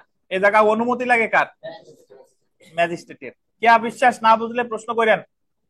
155 ধারায় বলা হয়েছে এমন মামলার বিচার করার এখতিয়ার আছে বা বিচারের জন্য প্রেরণের এখতিয়ার আছে, আন্ডারলাইন করেন ডিভিআই, প্রথম বা দ্বিতীয় শ্রেণীর ম্যাজিস্ট্রেটের অনুমতি ব্যতীত কোনো পুলিশ কর্মকর্তা তদন্ত করবে না। ডিভিআই পরীক্ষায় প্রশ্ন আসবে যে আমল অযোগ্য মামলার তদন্তের নির্দেশ দিতে পারে কে কে? প্রথম বা দ্বিতীয় শ্রেণীর ম্যাজিস্ট্রেট। তৃতীয় শ্রেণীর ম্যাজিস্ট্রেট কি পারে? পারে না। তাহলে মহানগর এলাকায় কে নির্দেশ দিবে? মহানগর এলাকায় কি দ্বিতীয় শ্রেণীর ম্যাজিস্ট্রেট আছে? নাই। তাহলে মহানগর এলাকায় আমল অযোগ্য অপরাধের নির্দেশ দিবে কে? Metropolitan magistrate. এই আব্দুল্লাহ সাহেব কই আজকে? আচ্ছা, সুতরাং এটা পরিষ্কার যে কোন পুলিশ অফিসার বলতেন স্ব উদ্যোগে সুমোটো আমল অযোগ্য অপরাধের তদন্ত শুরু করতে পারে না। পরীক্ষা যদি আসে যে পুলিশ অফিসার স্ব উদ্যোগে কোন ধরনের অপরাধের তদন্ত শুরু করতে পারে? আমল যোগ্য। আমল অযোগ্যর পারে? পারে না। অনুমতি লাগবে কার? কোন ম্যাজিস্ট্রেট? প্রথম শ্রেণী বা দ্বিতীয় শ্রেণী। এমন অপরাধের বিচার করার এখতিয়ার আছে বা বিচারের জন্য প্রেরণের এখতিয়ার আছে, আন্ডারলাইন করেন প্রথম বা দ্বিতীয় শ্রেণী ম্যাজিস্ট্রেটের অনুমতি নিয়ে পুলিশ তদন্ত করতে পারে। তারপরে দেখেন, পুলিশের নিকট যে অপরাধের তথ্য দেওয়া হয়েছে তা আমল অযোগ্য অপরাধ হলে থানার ভারপ্রাপ্ত কর্মকর্তা অপরাধটি প্রাথমিক তথ্য বিবরণীভুক্ত না করে 155 ধারা অনুযায়ী প্রাথমিক তথ্যটির সারমর্ম থানায় ফরম নং কত 65 বা সাধারণ ডায়েরিতে জেনারেল ডায়েরি এন্ট্রি লিপিবদ্ধ করবে এবং অভিযোগ সহ সংবাদদাতাকে ম্যাজিস্ট্রেটের নিকট কি করবে? প্রেরণ করবে। সাধারণ ডায়েরিতে স্বাক্ষর করবে কে? সংবাদদাতা। এখানে ওই জিডিতে শুধু সংবাদদাতাই স্বাক্ষর করতেছে। এইভাবে 155 ধারার অধীন যে মামলা শুরু হয়, আন্ডারলাইন করবেন, সেটাকে নন জেআর মামলা বা নন এফআইআর মামলাও বলে। তাহলে থানায় আপনি যদি আমলযোগ্য অপরাধের সংবাদ দেন, থানা কর্তৃপক্ষ 154 ধারা অনুসরণ করে এফআইআর রেকর্ড করবে নাকি, আর তদন্ত করবে ম্যাজিস্ট্রেটের অনুমতি ছাড়াই 156 ধারায়। আর থানায় যদি আমল অযোগ্য অপরাধের তথ্য দেন তাহলে অনুসরণ করবে কত ধারা? 155 ধারা। এবং তদন্ত করতে পারবে ম্যাজিস্ট্রেটের অনুমতি নিয়ে পারবে। কোন ম্যাজিস্ট্রেট অনুমতি দেবে? প্রথম অথবা দ্বিতীয়, অথবা নাকি এবং প্রথম শ্রেণীর ম্যাজিস্ট্রেট অথবা দ্বিতীয় শ্রেণীর ম্যাজিস্ট্রেট। আর জিডির ক্ষেত্রে বিপি ফর্ম কত? 65। এফআইআর এর ক্ষেত্রে বিপি ফর্ম কত? 27। তাহলে 154 এবং 155 ধারার যে পার্থক্য, এটা আমি এখানে পড়লাম না, মোটামুটি আমাদের যা যা বললাম সেটাই জেনে রাখা ভালো। যদি দেখেন যে পুলিশ আমলযোগ্য অপরাধের সংবাদ গ্রহণ করে 154 ধারায়, আর আমল অযোগ্য অপরাধের সংবাদ গ্রহণ করে কততে? 155তে। তারপরে পুলিশ আমলযোগ্য মামলার তদন্ত শুরু করে 156 কত? 1 ধারায়। আর আমল অযোগ্য মামলার তদন্ত শুরু করে 155 কত? 2 ধারায়। তারপরের পয়েন্টটা দেখেন, প্রাথমিক তথ্য বিবরণীতে স্বাক্ষর করে সংবাদদাতা এবং থানার কর্মকর্তা। ব্র্যাকেটে লেখেন CrPC plus PRB. CrPC plus কি? পিআরবি। সিআরপিসি প্লাস, সিআরপি মানে হচ্ছে ভিআইপি ব্যাংক। হ্যাঁ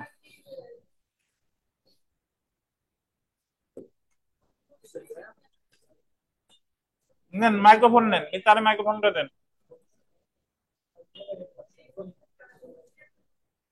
স্যার এখানে 155 ধারায় বলা হয়েছে থানার রক্ষিত বইতে তিনি উক্ত তথ্যের সারমর্ম লিপিবদ্ধ করবে এবং সংবাদদাতাকে ম্যাজিস্ট্রেট নিকট প্রেরণ করবে। জি, ম্যাজিস্ট্রেট নিকটে কিভাবে প্রেরণ করবে সংবাদদাতাকে? পাঠাই দিবে।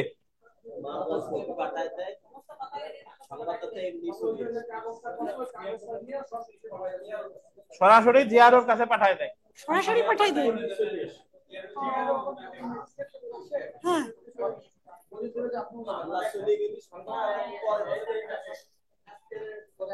সরাসরি চলে যায়। জি, বুঝতে পারছেন? জি স্যার। আচ্ছা, আমাদের আজান দিয়েছে, নামাজের বিরতি, নামাজ শেষে ইনশাল্লাহ শুরু হবে। যার যে প্রশ্ন আছে এটা মনে রাখেন, ক্লাস শেষে শুরু হবে। PRB, police regulation of Bengal, not Bangladesh. 1943 সালে বাংলাদেশ ছিল না।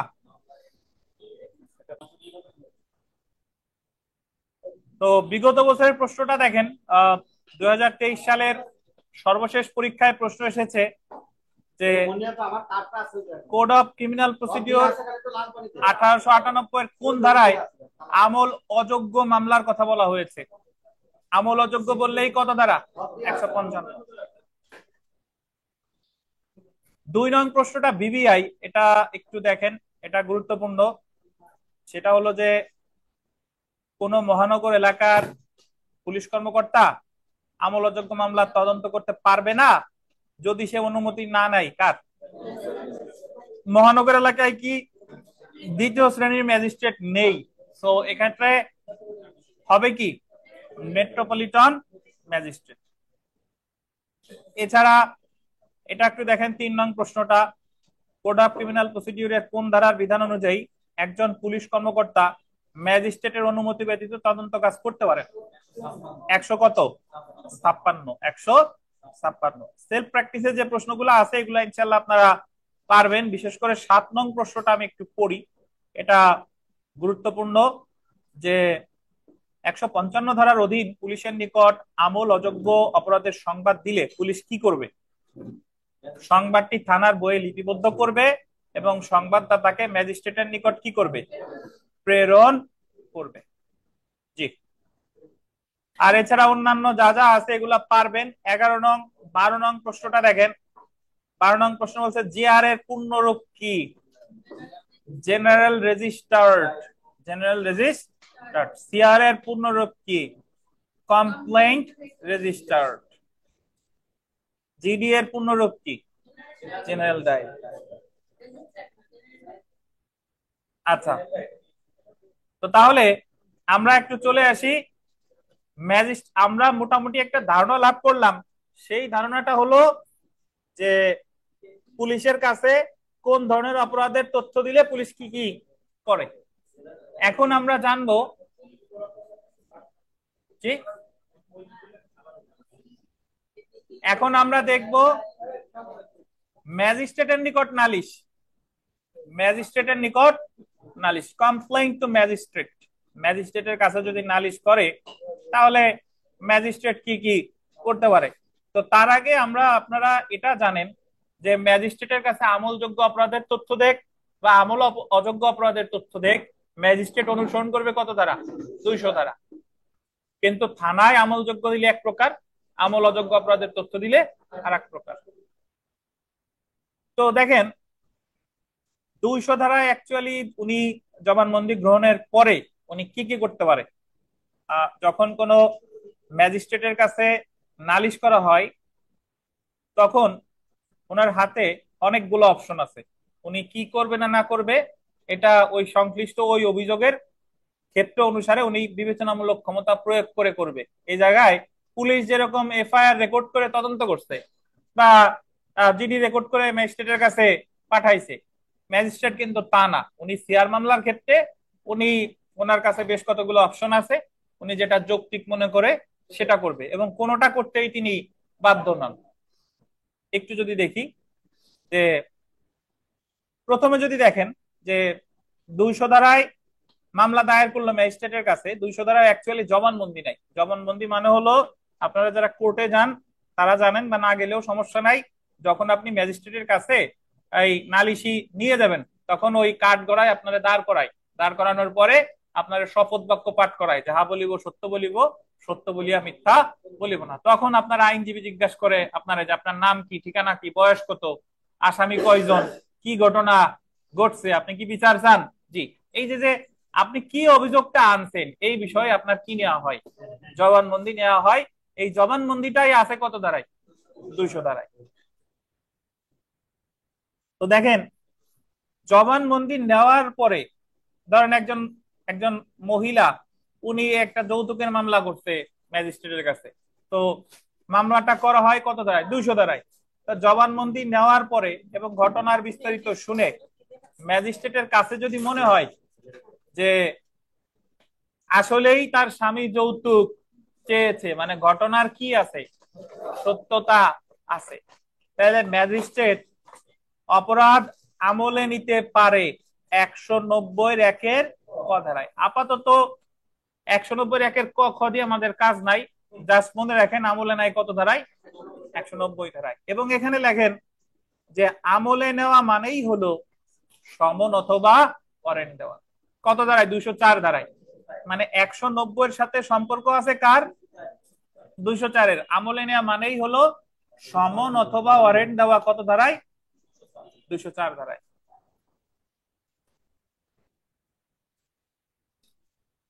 আচ্ছা, এখন দেখেন, উনি যদি আমলে না নাই, মানে ওনার কাছে যদি মনে হয় যে আমলে নিব না, তাহলে পরের পয়েন্টটা স্যার আমি এর পরেরটা দেখেন, এফআইআর ভুক্ত করার নির্দেশ, এটা একেবারে শেষে আসি। প্রসেস ইস্যু স্থগিত করা, বা এর আরেকটা নাম হচ্ছে তদন্ত বা অনুসন্ধান। তদন্ত বা অনুসন্ধান, ওনার কাছে যে মহিলার জবানবন্দি গ্রহণের পরে ওনার কাছে যদি মনে হয় যে আসলেই কি স্বামী যৌতুক চেয়েছে কিনা এই বিষয়টা নিশ্চিত হওয়ার জন্য তদন্ত হওয়া দরকার বা অনুসন্ধান হওয়া দরকার। আপনারা এটা জানেন যে তদন্ত করে হচ্ছে পুলিশ বা অন্য কোনো ব্যক্তি যাকে নির্দেশ দিয়েছে কে, ম্যাজিস্ট্রেট। আর অনুসন্ধান করে কে, ম্যাজিস্ট্রেট। তো উনি ওই মহিলার জবানবন্দি নেওয়ার পরে ওনার কাছে যদি মনে হয় যে এই বিষয়টা খতিয়ে দেখা দরকার, তাহলে দেখা গেল তিনি থানার ভারপ্রাপ্ত কর্মকর্তারে তদন্ত করতে বলছে যে এই বিষয়ে তদন্ত করে আপনি জানান যে আসলে এরকম কোনো যৌতুক চাওয়াচাইয়ের মতো ঘটনা ঘটছে কিনা। তো যখন এই তদন্ত প্রতিবেদন, তদন্তের নির্দেশ দিবে, অনুসন্ধানের নির্দেশ দিবে কত ধারায়, 202 ধারায়। কত ধারায়, 202 ধারায়। আর এই তদন্ত বা অনুসন্ধান প্রতিবেদন তো একসময় আসবে না, একসময় আসবে। আসার পরে ম্যাজিস্ট্রেট সেটা পাঠ করে যদি দেখে যে আসলেই যৌতুক চাওয়ার ঘটনা ঘটেছে, তখনও তিনি আমলে নিতে পারে 190 ধারায়।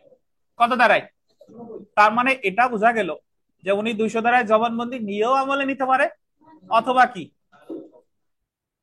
উনি তদন্ত বা অনুসন্ধান প্রতিবেদন আসার পরেও কি নিতে পারে, আমলে নিতে পারে। এবং তদন্ত বা অনুসন্ধানের যে নির্দেশটা দিবে এটা কত ধারায়, 202 ধারায়। 202 ধারায়, বুঝছেন। তারপরে দেখেন, প্রসেস বা পরোয়ানা ইস্যু করা।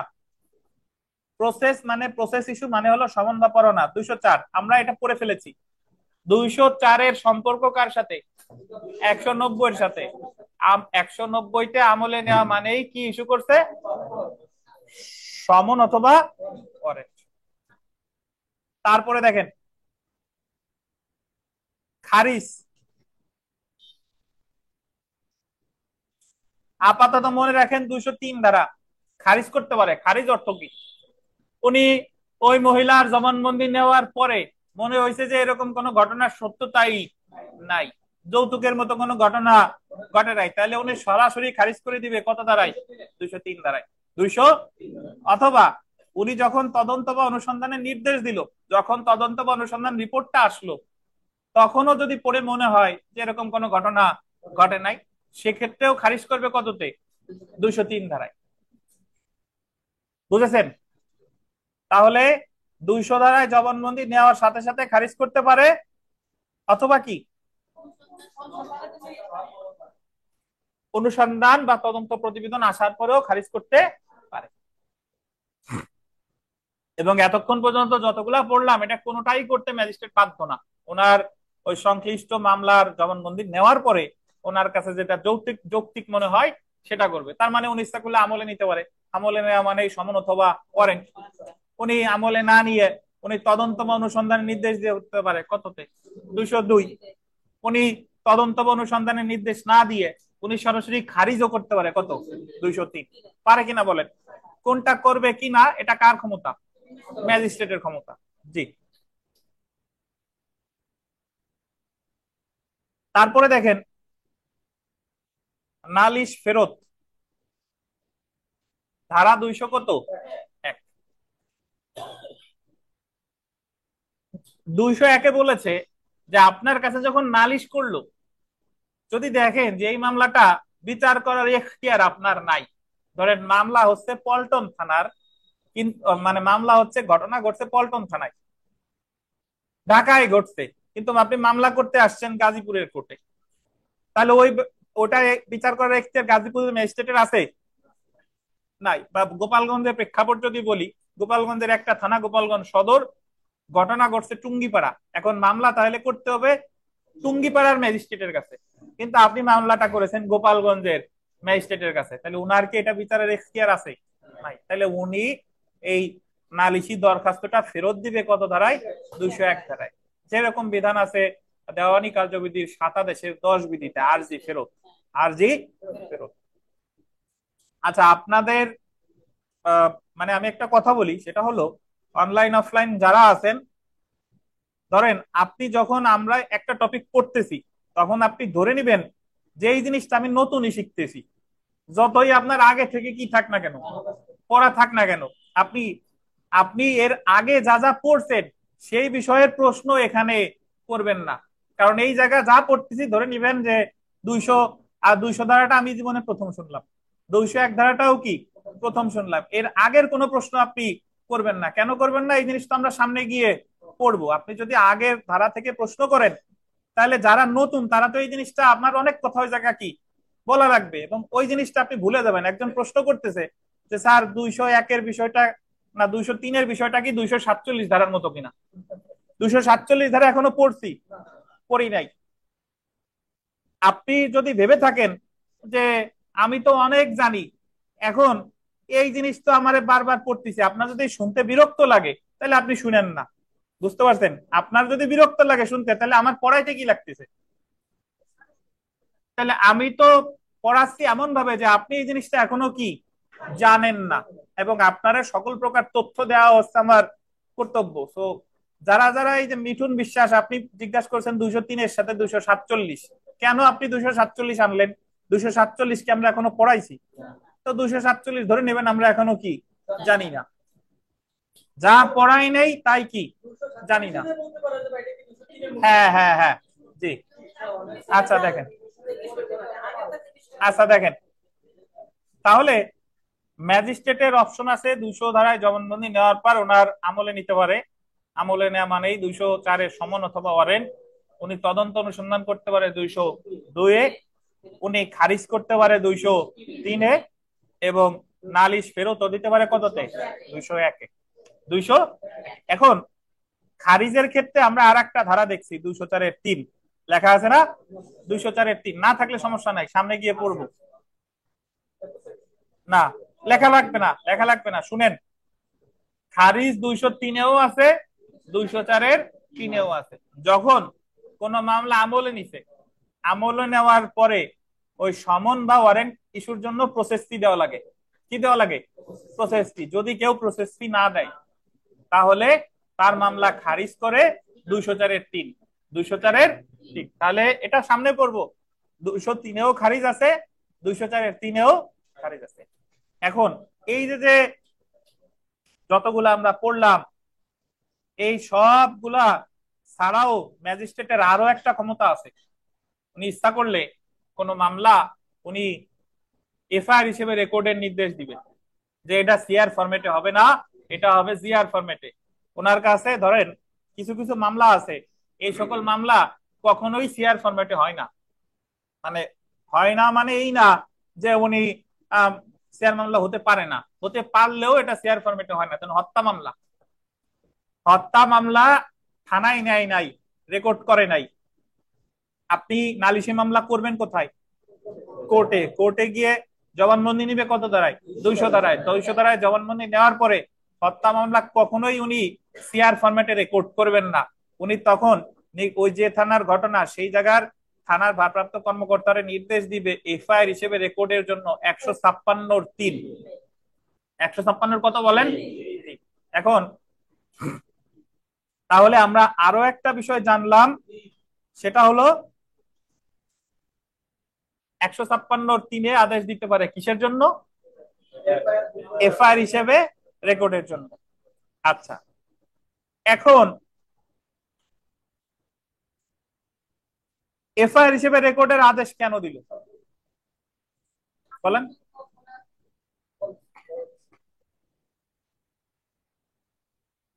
কিছু কিছু মামলা আছে এগুলা শেয়ার ফরম্যাটে আমরা সামনে বিস্তারিত করব, জাস্ট এই ধারাগুলোর আমি সংক্ষেপে একটা বিস্তারিত মানে সংক্ষেপে একটা বিবরণ দিলাম আপনার।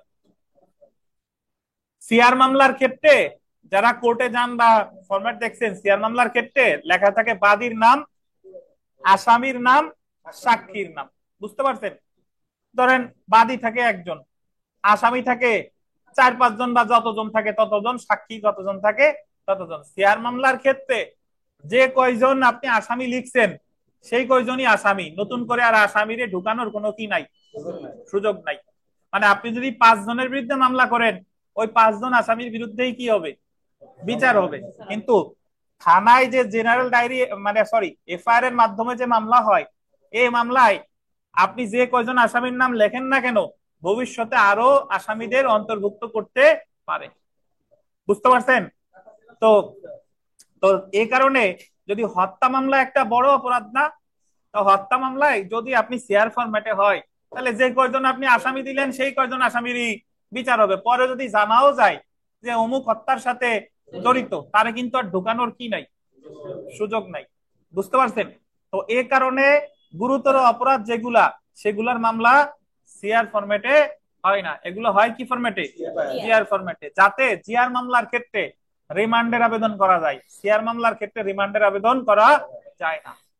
জিআর মামলায় চার্জশিট দেয়, সাপ্লিমেন্টারি চার্জশিট দেয়, কিন্তু সিআর মামলায় চার্জশিট দেওয়ার কোনো কি নাই, বিধান নাই। যারা চার্জশিট বুঝেন না সামনে বুঝবো, সমস্যা নাই। তো অবশ্যই যায়।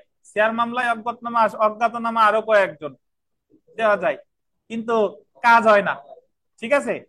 বাট অ্যাকচুয়ালি তাহলে মামলা যদি কি হয়, জিআর মামলা হয়, তাহলে তদন্তকারী কর্মকর্তা অসীম ক্ষমতা ভোগ করে, তিনি তদন্তের স্বার্থে অনেক ইভেন মামলা বিচার শেষ শুরু হয়ে গেছে, তারপরেও নতুন আসামি যোগ করার কি আছে, সুযোগ আছে। আচ্ছা,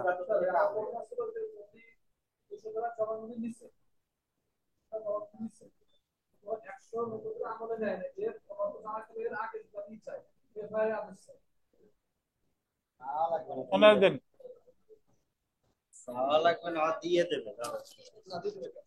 বলেন বলেন।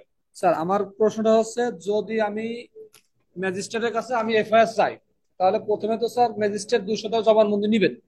200 ধারা জবানবন্দি নেওয়ার পূর্বে ম্যাজিস্ট্রেট কি স্যার 190 ধারা আমলে নিবে, নাকি সরাসরি এফআইআর 156 অনুযায়ী পাঠাই দেবে স্যার? আপনি যা চাবেন ম্যাজিস্ট্রেট কি তা দিতে বাধ্য না। আপনার আমলে নেওয়া তো পরের কথা, এফআইআর নির্দেশ দেওয়া তো পরের কথা, উনি তো অন্য কিছু দিতে পারে। স্যার আমার তো চা আগে যখন আমি মামলা কি করবো স্যার, ওই জায়গায় যতটুকু জানি স্যার, যে আগে আমি যদি আমলে নেয় তাহলে তো এফআইআর নির্দেশ দিতে পারবে না। মানে একবার যদি লেখা হয়ে যায় যে আমি কি ওই 200 ধারা জবানবন্দি দেওয়ার পর পরই কি আমার চাইতে পারি স্যার এফআইআর নির্দেশ দেন? থামেন, দেন ওই যে প্রশ্ন হয়েছে, আচ্ছা রাখেন, ওর কাছে রাখেন। কি নির্দেশ 200 ধারায় জবানবন্দি নেওয়ার পরে আমলে নিবে, নাকি এফআইআর নির্দেশ দিবে, নাকি তদন্ত দিবে, অনুসন্ধান দিবে, নাকি ফেরত দিবে, সবকিছুর এখতিয়ার কার? ম্যাজিস্ট্রেটের। এবং আপনি যে প্রশ্ন করছেন এটা সামনে আসতেছি, উনি যদি একবার আমলে নিয়ে ফেলে তাহলে এফআইআর নির্দেশ দিতে পারবেন। আমলে নেওয়া মানেই তো সেটা কি রেকর্ড হয়ে গেল, সিআর মামলা হয়ে গেল। বলেন আলামিন সাহেব, বলেন। আপনি তো একটু আগে একটা মানে প্রশ্নের উত্তর দিলেন যে সিআর মামলায় আসামি পরিবর্তন করার কোনো সুযোগ নাই। মানে তো ধরেন একটা চুরির মামলায় আমি একজনকে আসামি করে মামলা করলাম, দেখা যাচ্ছে পরবর্তীতে তদন্ত তদন্ত করে দেখা গেল যে ও মানে চুরিটা করে না, অন্য একজন করছে। তো সেই ক্ষেত্রে কি ওই যে যে করে নাই তাকে এই বাদ দিয়ে কেউ যে করছে একে কি আনার কি কোনো সুযোগ নাই? শেয়ার মামলায় সুযোগ নাই, তাহলে কি মানে মামলাটা ডিসমিসড হয়ে শেয়ার যাবে? মামলা করে দিবেন আবার। ও এইটার পরিপ্রেক্ষিতে আমি আবার জিআর মামলা করতে পারবো? আচ্ছা থামেন। তাহলে রেস জুডিকাটার আন্ডার পড়বে না, তাই তো? পক্ষ আলাদা এই জন্য না? আচ্ছা দেন শুনেন, আমরা এই যে যে ম্যাজিস্ট্রেট কি কি করতে পারে এটা খুব সাধারণ একটা ধারণা দিলাম, এই সবগুলা ধারা বিস্তারিত আমরা সামনে পড়ব। তো একজন জিজ্ঞেস করছে স্যার 202 এর সাথে 204 একই রকম লাগে। একই রকম লাগে এই কারণে, কারণ আপনি আমার কথা শুনেন নাই, আপনি বই পড়ছেন। ঠিক আছে, কারণ আপনি এই বইতে যা লেখা থাকুক না কেন, আপনি জাস্ট মনে রাখবেন যে 200 ধারায় জবানবন্দি নেওয়ার পরে তদন্ত অথবা অনুসন্ধানের নির্দেশ দেয় কত ধারায়? 202 ধারায়, কথা শেষ। আর 204 হলো সমন অথবা কি ওয়ারেন্ট দেয়। বুঝছেন? এখন কনফিউজড হয়েছেন কেন? এখানে 202 এর টাইটেল আছে সমন বা ওয়ারেন্ট ইস্যু স্থগিত করা। তো স্থগিত করা এই ব্যাখ্যাটা আমি এখন দিতে গেলে আপনি বুঝবেন না। আপাতত মনে রাখবেন যে 200 ধারায় জবানবন্দি নেওয়ার পর তদন্ত বা অনুসন্ধান নির্দেশ দেয় কত ধারায়? 202। আর যদি আমলে নেয় তাহলে সমন অথবা ওয়ারেন্ট দেয় কত ধারায়? 204। এখন যদি বলেন যে তাহলে 202 এর টাইটেল এরকম হলো কেন, এরকম হলো কেন, এটার জন্য ধৈর্য ধরে 202 ধারা যতক্ষণ পর্যন্ত না পড়ি ততক্ষণ পর্যন্ত ধৈর্য ধরে কি থাকতে হবে। আচ্ছা, তাহলে আমরা এগুলার সাথে একটু মিলাই দেখেন। তাহলে ম্যাজিস্ট্রেটের কিন্তু অ্যাকচুয়ালি মানে অনেকগুলো অপশন আছে না ভাই, মানে কোনটা করবে উনি কি কোনোটা করতে বাধ্য? বাধ্য না, শুধু একটা জিনিস করতেই বাধ্য, 202 ধারায় জবানবন্দি। 200 ধারায় জবানবন্দি, এর পরের কোনটা করবে? এফআইআর রেকর্ডের নির্দেশ দিবে, তদন্ত অনুসন্ধান করবে, আমলে নিবে, নাকি ফেরত দিবে, নাকি খারিজ করবে, এটা ওনার একান্তই বিবেচনামূলক ক্ষমতা। দেখেন 200 ধারায় নালিশকারী জবানবন্দি গ্রহণ করে 190 একের ক ধারার অধীন অপরাধ আমলে নিতে পারে। আমলে নেওয়া অর্থই হলো কি? 204 ধারায় সমন অথবা ওয়ারেন্ট দেওয়া। আমলে নেওয়ার আরেকটা বাংলা আছে টেকিং কগনিজেন্স, আরেকটা বাংলা হলো বিচারার্থে গ্রহণ। কি বলেন? বিচারার্থে গ্রহণ, আর ইংরেজিতে বলে টেকিং কগনিজেন্স। তারপরে দেখেন 192 ধারায় চিফ জুডিশিয়াল ম্যাজিস্ট্রেট বা চিফ মেট্রোপলিটন ম্যাজিস্ট্রেট বল দিবেন তার অধীনস্থ ম্যাজিস্ট্রেটের নিকট বল দিবেন অনুসন্ধান বা বিচারের জন্য মামলা প্রেরণ করতে পারে। 3টে স্টার দেন।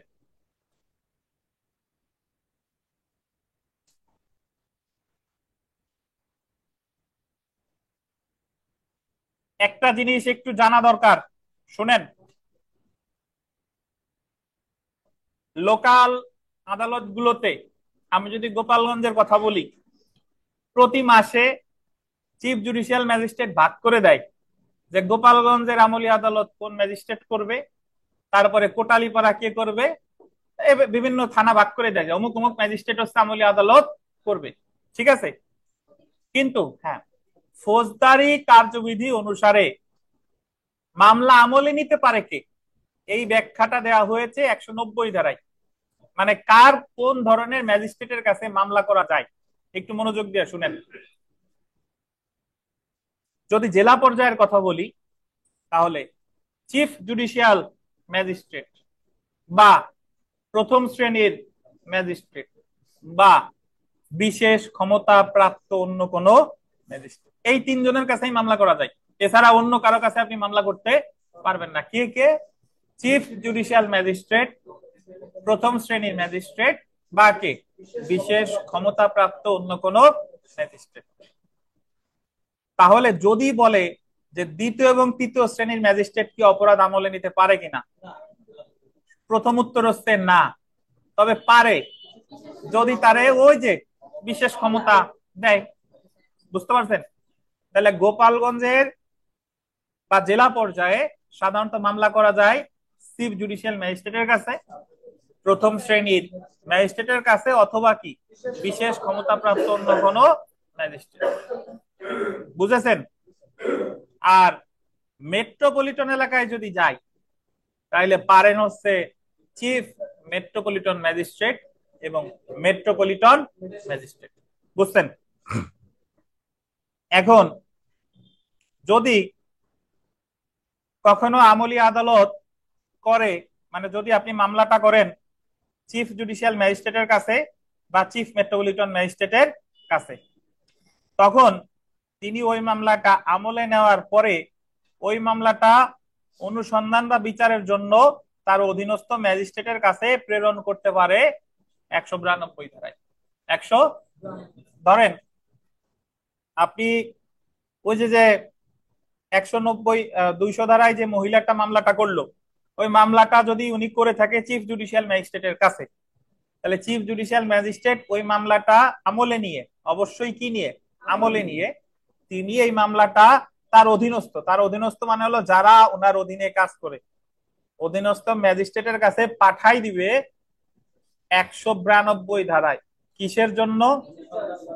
অনুসন্ধান বা বিচারের জন্য। আবার এবার এই লাইনটা একটু পড়ি, দেখেন যে 192 ধারায় চিফ জুডিশিয়াল ম্যাজিস্ট্রেট বা চিফ মেট্রোপলিটন ম্যাজিস্ট্রেট বল দিবেন তার অধীনস্থ ম্যাজিস্ট্রেটের নিকট অনুসন্ধান বা বিচারের জন্য মামলা প্রেরণ করতে পারে। তিনটা স্টার দেন। এটার অর্থ কি? প্রথমত এইভাবে প্রশ্ন আসবে যে 192 ধারায় কে কার কাছে মামলা স্থানান্তর করে? সিজেএম বা সিএমএম, মানে চিফ জুডিশিয়াল ম্যাজিস্ট্রেট বা চিফ মেট্রোপলিটন ম্যাজিস্ট্রেট পাঠাচ্ছে কার কাছে? তার অধীনস্থ ম্যাজিস্ট্রেটের কাছে। কিসের জন্য?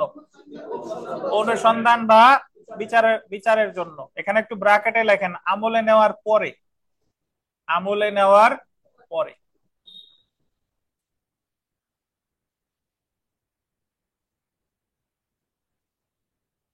এখানে কিছু বিষয় আছে আমি যে আপনাদের পড়াচ্ছি, আপনার মাথায় অস্পষ্ট লাগবে যে এটা আমি বুঝতে পারতেছি না, তো বোঝার জন্য পুরো এই অধ্যায়টা শেষ করতে হবে, তখন আপনার মাথায় সব মিলে যাবে আর কি।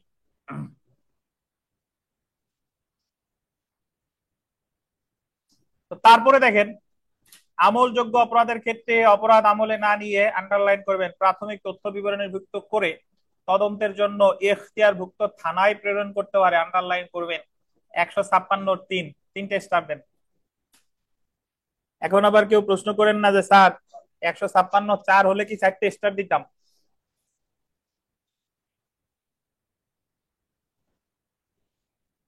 করেন রুবেল?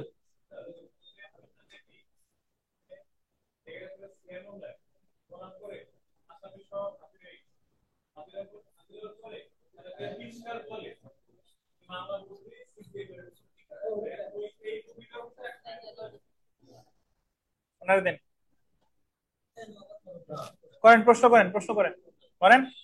স্যার কোর্টে যখন প্র্যাকটিসে যাই তখন দেখি যে সিআর মামলা কোর্টে করার পরে ওই আমলি আদালতে যখন সমস্ত আসামি হাজির হয়ে যায় তখন ওই মামলা বদলি করে দেয়। না, এই বদলিটা 192-তে না। ও জি স্যার, আমি এটা জানতে চাইলে সেটা পরে কততে বদলি করে সেটা পরে যখন পড়াবো তখন বুঝবেন। আপাতত এটা বুঝেন যে বদলিটা যে করে ওই বদলির ঘটনার সাথে 192 মিলান, 192 মিলান। বদলিটা কি সবসময় চিফ স্যার করে? না। তাহলে 192-তে বদলি করে কে? চিফ জুডিশিয়াল ম্যাজিস্ট্রেট বা চিফ মেট্রোপলিটন ম্যাজিস্ট্রেট। তাহলে 192-এর সাথে মিলতেছে ঘটনা? মিলে না। তো আপনার প্রশ্নের উত্তর সামনে। সরি স্যার, বলেন।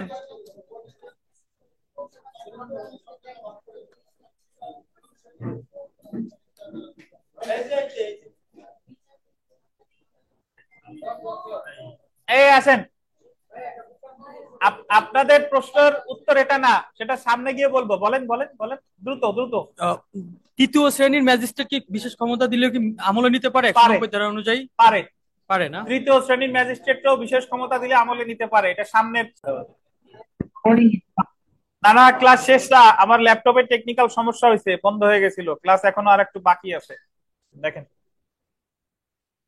তাহলে ম্যাজিস্ট্রেটের কাছে কি কি করা যায় আমরা একটু দেখলাম যে উনি ওনার এখতিয়ার বলে অনেক কিছুই করতে পারে, কোনো কিছুই করতে উনি কি বাধ্য নন। এবং সব শেষে যেটা দেখলাম সেটা হলো যে প্রাথমিক তথ্য বিবরণীভুক্ত আদেশ দিবে কততে? 156(3)। 202 ধারায় প্রসেস ইস্যু স্থগিত, পোস্টপোনমেন্ট ফর ইস্যু অফ প্রসেস করে আন্ডারলাইন করবেন, তদন্ত বা অনুসন্ধানের নির্দেশ দিতে পারে। আপাতত মনে রাখেন যে তদন্ত বা অনুসন্ধানের নির্দেশ দেয় কততে? 202। আর প্রসেস ইস্যু স্থগিত যে কথাটা, এটা সামনে গিয়ে ব্যাখ্যা করতেছি। 202 ধারার অধীন তদন্ত পর চূড়ান্ত রিপোর্ট দিলে অভিযুক্তকে অব্যাহতি দিতে পারে, এটা আন্ডারলাইন করেন। 202(2) যখন তদন্ত প্রতিবেদন আসার পরে অভিযুক্তকে অব্যাহতি দিতে পারে 202(2)। 203 ধারায় খারিজ করতে পারে, 204 ধারায় প্রসেস ইস্যু করতে পারে, ইস্যু অফ প্রসেস। 204 ধারার অ্যাকশন একা একা হয় না, 204 এর সাথে লাগবে কারে? 190 ধারায় আমলে নেওয়া মানেই 204 প্রসেস ইস্যু করা বা সমন অথবা ওয়ারেন্ট দেওয়া। 205 ধারায় অভিযুক্তকে আরো একটা জায়গায় ব্যক্তিগত হাজিরা থেকে অব্যাহতি দিতে পারে। সামনে পড়বো যে যখন কোনো আসামির বিরুদ্ধে কোনো অপরাধ আমলে নিয়ে নিছে, তখন প্রতি ধার্য তারিখে তারিখে তো আসামির কি লাগে? হাজিরা দেওয়া লাগে। তখন আদালত ওই আসামির ব্যক্তিগত হাজিরা থেকে অব্যাহতি দিয়ে আইনজীবীর মাধ্যমে হাজিরার নির্দেশ দিতে পারে। কত ধারায়? 205 ধারায়। এরকম একটা বিধান আমরা শান্তি রক্ষার মুসলেকার ক্ষেত্রে পড়েছি। কত ধারায়? 116 ধারায়। তো তারপরে দেখেন, নালিশি দরখাস্তের ভিত্তিতে অপরাধ আমলে নিতে ম্যাজিস্ট্রেট বাধ্য না। নালিশি দরখাস্ত প্রাপ্তির পর অপরাধ আমলে গ্রহণকারী ম্যাজিস্ট্রেট প্রথমে 200 ধারায় নালিশকারীর শপথপূর্বক শব্দটা গোল দেন, শপথপূর্বক জবানবন্দি গ্রহণ করবে। অতঃপর তিনি নালিশের ভিত্তিতে 190(1) ক ধারায় অপরাধ আমলে নিতে পারে। অপরাধ আমলে গ্রহণকারী ম্যাজিস্ট্রেট যদি চিফ জুডিশিয়াল ম্যাজিস্ট্রেট হয় বা চিফ মেট্রোপলিটন ম্যাজিস্ট্রেট হয়, তাহলে তিনি মামলাটি বিচার বা অনুসন্ধানের জন্য তার অধীনস্থ ম্যাজিস্ট্রেটের নিকট 192 ধারায় কি করতে পারে? প্রেরণ করতে পারে। যদি অপরাধটি আমলযোগ্য হয়, তাহলে ম্যাজিস্ট্রেট শপথ গ্রহণের করানোর পর অপরাধটি আমলে না নিয়ে এখতিয়ারভুক্ত থানায় প্রাথমিক তথ্য বিবরণীভুক্ত হিসেবে নির্দেশ দিতে পারে। 156(3) ধারার অধীন পুলিশকে তদন্তের নির্দেশ দিতে পারে। বা ম্যাজিস্ট্রেট যদি মনে করে অভিযুক্তকে হাজির হওয়ার জন্য প্রসেস ইস্যু স্থগিত করে তদন্ত বা অনুসন্ধান করতে পারে। এখন একটু শুনেন, আমি মানে ব্যাখ্যাটা একটু দিয়ে দিই শেষ করার আগে। 202 এর টাইটেল হলো প্রসেস ইস্যু স্থগিত করে তদন্ত বা অনুসন্ধানের নির্দেশ দেওয়া। এখন অনেকে ভাবতে পারেন যে প্রসেস ইস্যু স্থগিত শব্দটা কেন বললো? যখন 192 ধারায় অপরাধটা আমলে নেওয়ার পরে ট্রান্সফার করে কে? চিফ জুডিশিয়াল ম্যাজিস্ট্রেট বা চিফ মেট্রোপলিটন ম্যাজিস্ট্রেট তার অধীনস্থ ম্যাজিস্ট্রেটের কাছে, কিসের জন্য? অনুসন্ধান বা বিচার। অনুসন্ধান বা কি? বিচার। এখন যে অপরাধটা উনি আমলে নিয়ে নিছে সেটাও অনুসন্ধান করতে পারে। তাহলে আমলে তো চিফ স্যার নিয়ে নিছে, কিন্তু ট্রান্সফার করছে কার কাছে? ওনার অধীনস্থ ম্যাজিস্ট্রেটের কাছে। এখন অধীনস্থ ম্যাজিস্ট্রেট যদি ওইটা অনুসন্ধান বা তদন্ত করতে চায়, তাহলে যে প্রসেস ইস্যু করছে সমন বা ওয়ারেন্ট, এটা কি করতে হবে? স্থগিত করতে হবে। সমন বা ওয়ারেন্ট যেটা চিফ স্যার দিছে ওইটা উনি স্থগিত করবে কত ধারায়? 200 ধারায়। স্থগিত করে তিনি তদন্ত বা অনুসন্ধান করবে কত ধারায়? 202 ধারায়। তারা বুঝেন নাই, সমস্যা নাই, সামনে বিস্তারিত করব। তো এছাড়া দেখেন, ম্যাজিস্ট্রেট যদি মনে করে অভিযুক্তকে হাজির হওয়ার জন্য প্রসেস ইস্যু স্থগিত করে, এটা তো পড়লাম। উক্ত তদন্ত বা অনুসন্ধানের প্রতিবেদন কোন অভিযোগ প্রাথমিকভাবে না পাওয়া গেলে অভিযুক্তকে 202(2) ধারায় অব্যাহতি দিতে পারে এবং 203 ধারায় নালিশ কি করতে পারে? খারিজ করতে পারে। বা 202 ধারার অধীন দাখিলকৃত প্রতিবেদন মামলায় অগ্রসর হওয়ার কারণ থাকলে 204 ধারায় প্রসেস ইস্যু করতে পারে। এখন কোনটা করবে এটা একান্তই কার ক্ষমতা? এটা কিন্তু ম্যাজিস্ট্রেট কোনটা করতেই বাধ্য না। তো অধ্যায়টা অনেক বড়। এই যে যতগুলা ধারা পড়লাম, এই সবগুলা ধারা বিস্তারিত আমরা সামনের দিন ব্যাখ্যা করব, বুঝতে পারছেন? এবং এই জিনিসগুলো আপনার খুঁটিনাটি সহ জানতে হবে। জানলে যে জিনিসটা হবে আর কি, আজকে অনেকের মনে অনেক প্রশ্ন জাগছে, হয়তোবা লজ্জায় করতেছেন না অথবা বুঝতেছেন না যে প্রশ্ন করা উচিত হবে কিনা। তো এই সকল প্রশ্ন আগামীদের জন্য জমিয়ে রাখেন, আগামী দিনের জন্য। এবং আগামী দিন এগুলো আমরা সব বিস্তারিত পড়ব। এবং এখান থেকে কিন্তু প্রচুর প্রশ্ন আছে লিখিত পরীক্ষায়, বুঝতে পারছেন? তো এই অংশটুকু সম্পর্কে আমার ভালো ধারণা থাকতে হবে। তো আজকে এই পর্যন্তই। আপনারা অনলাইনে যদি কেউ প্রশ্ন করতে চান করতে পারেন, আপনাদের আনমিউট করা হলো। না হলে এখন আমরা সরাসরি ক্লাস টেস্টে চলে যাব।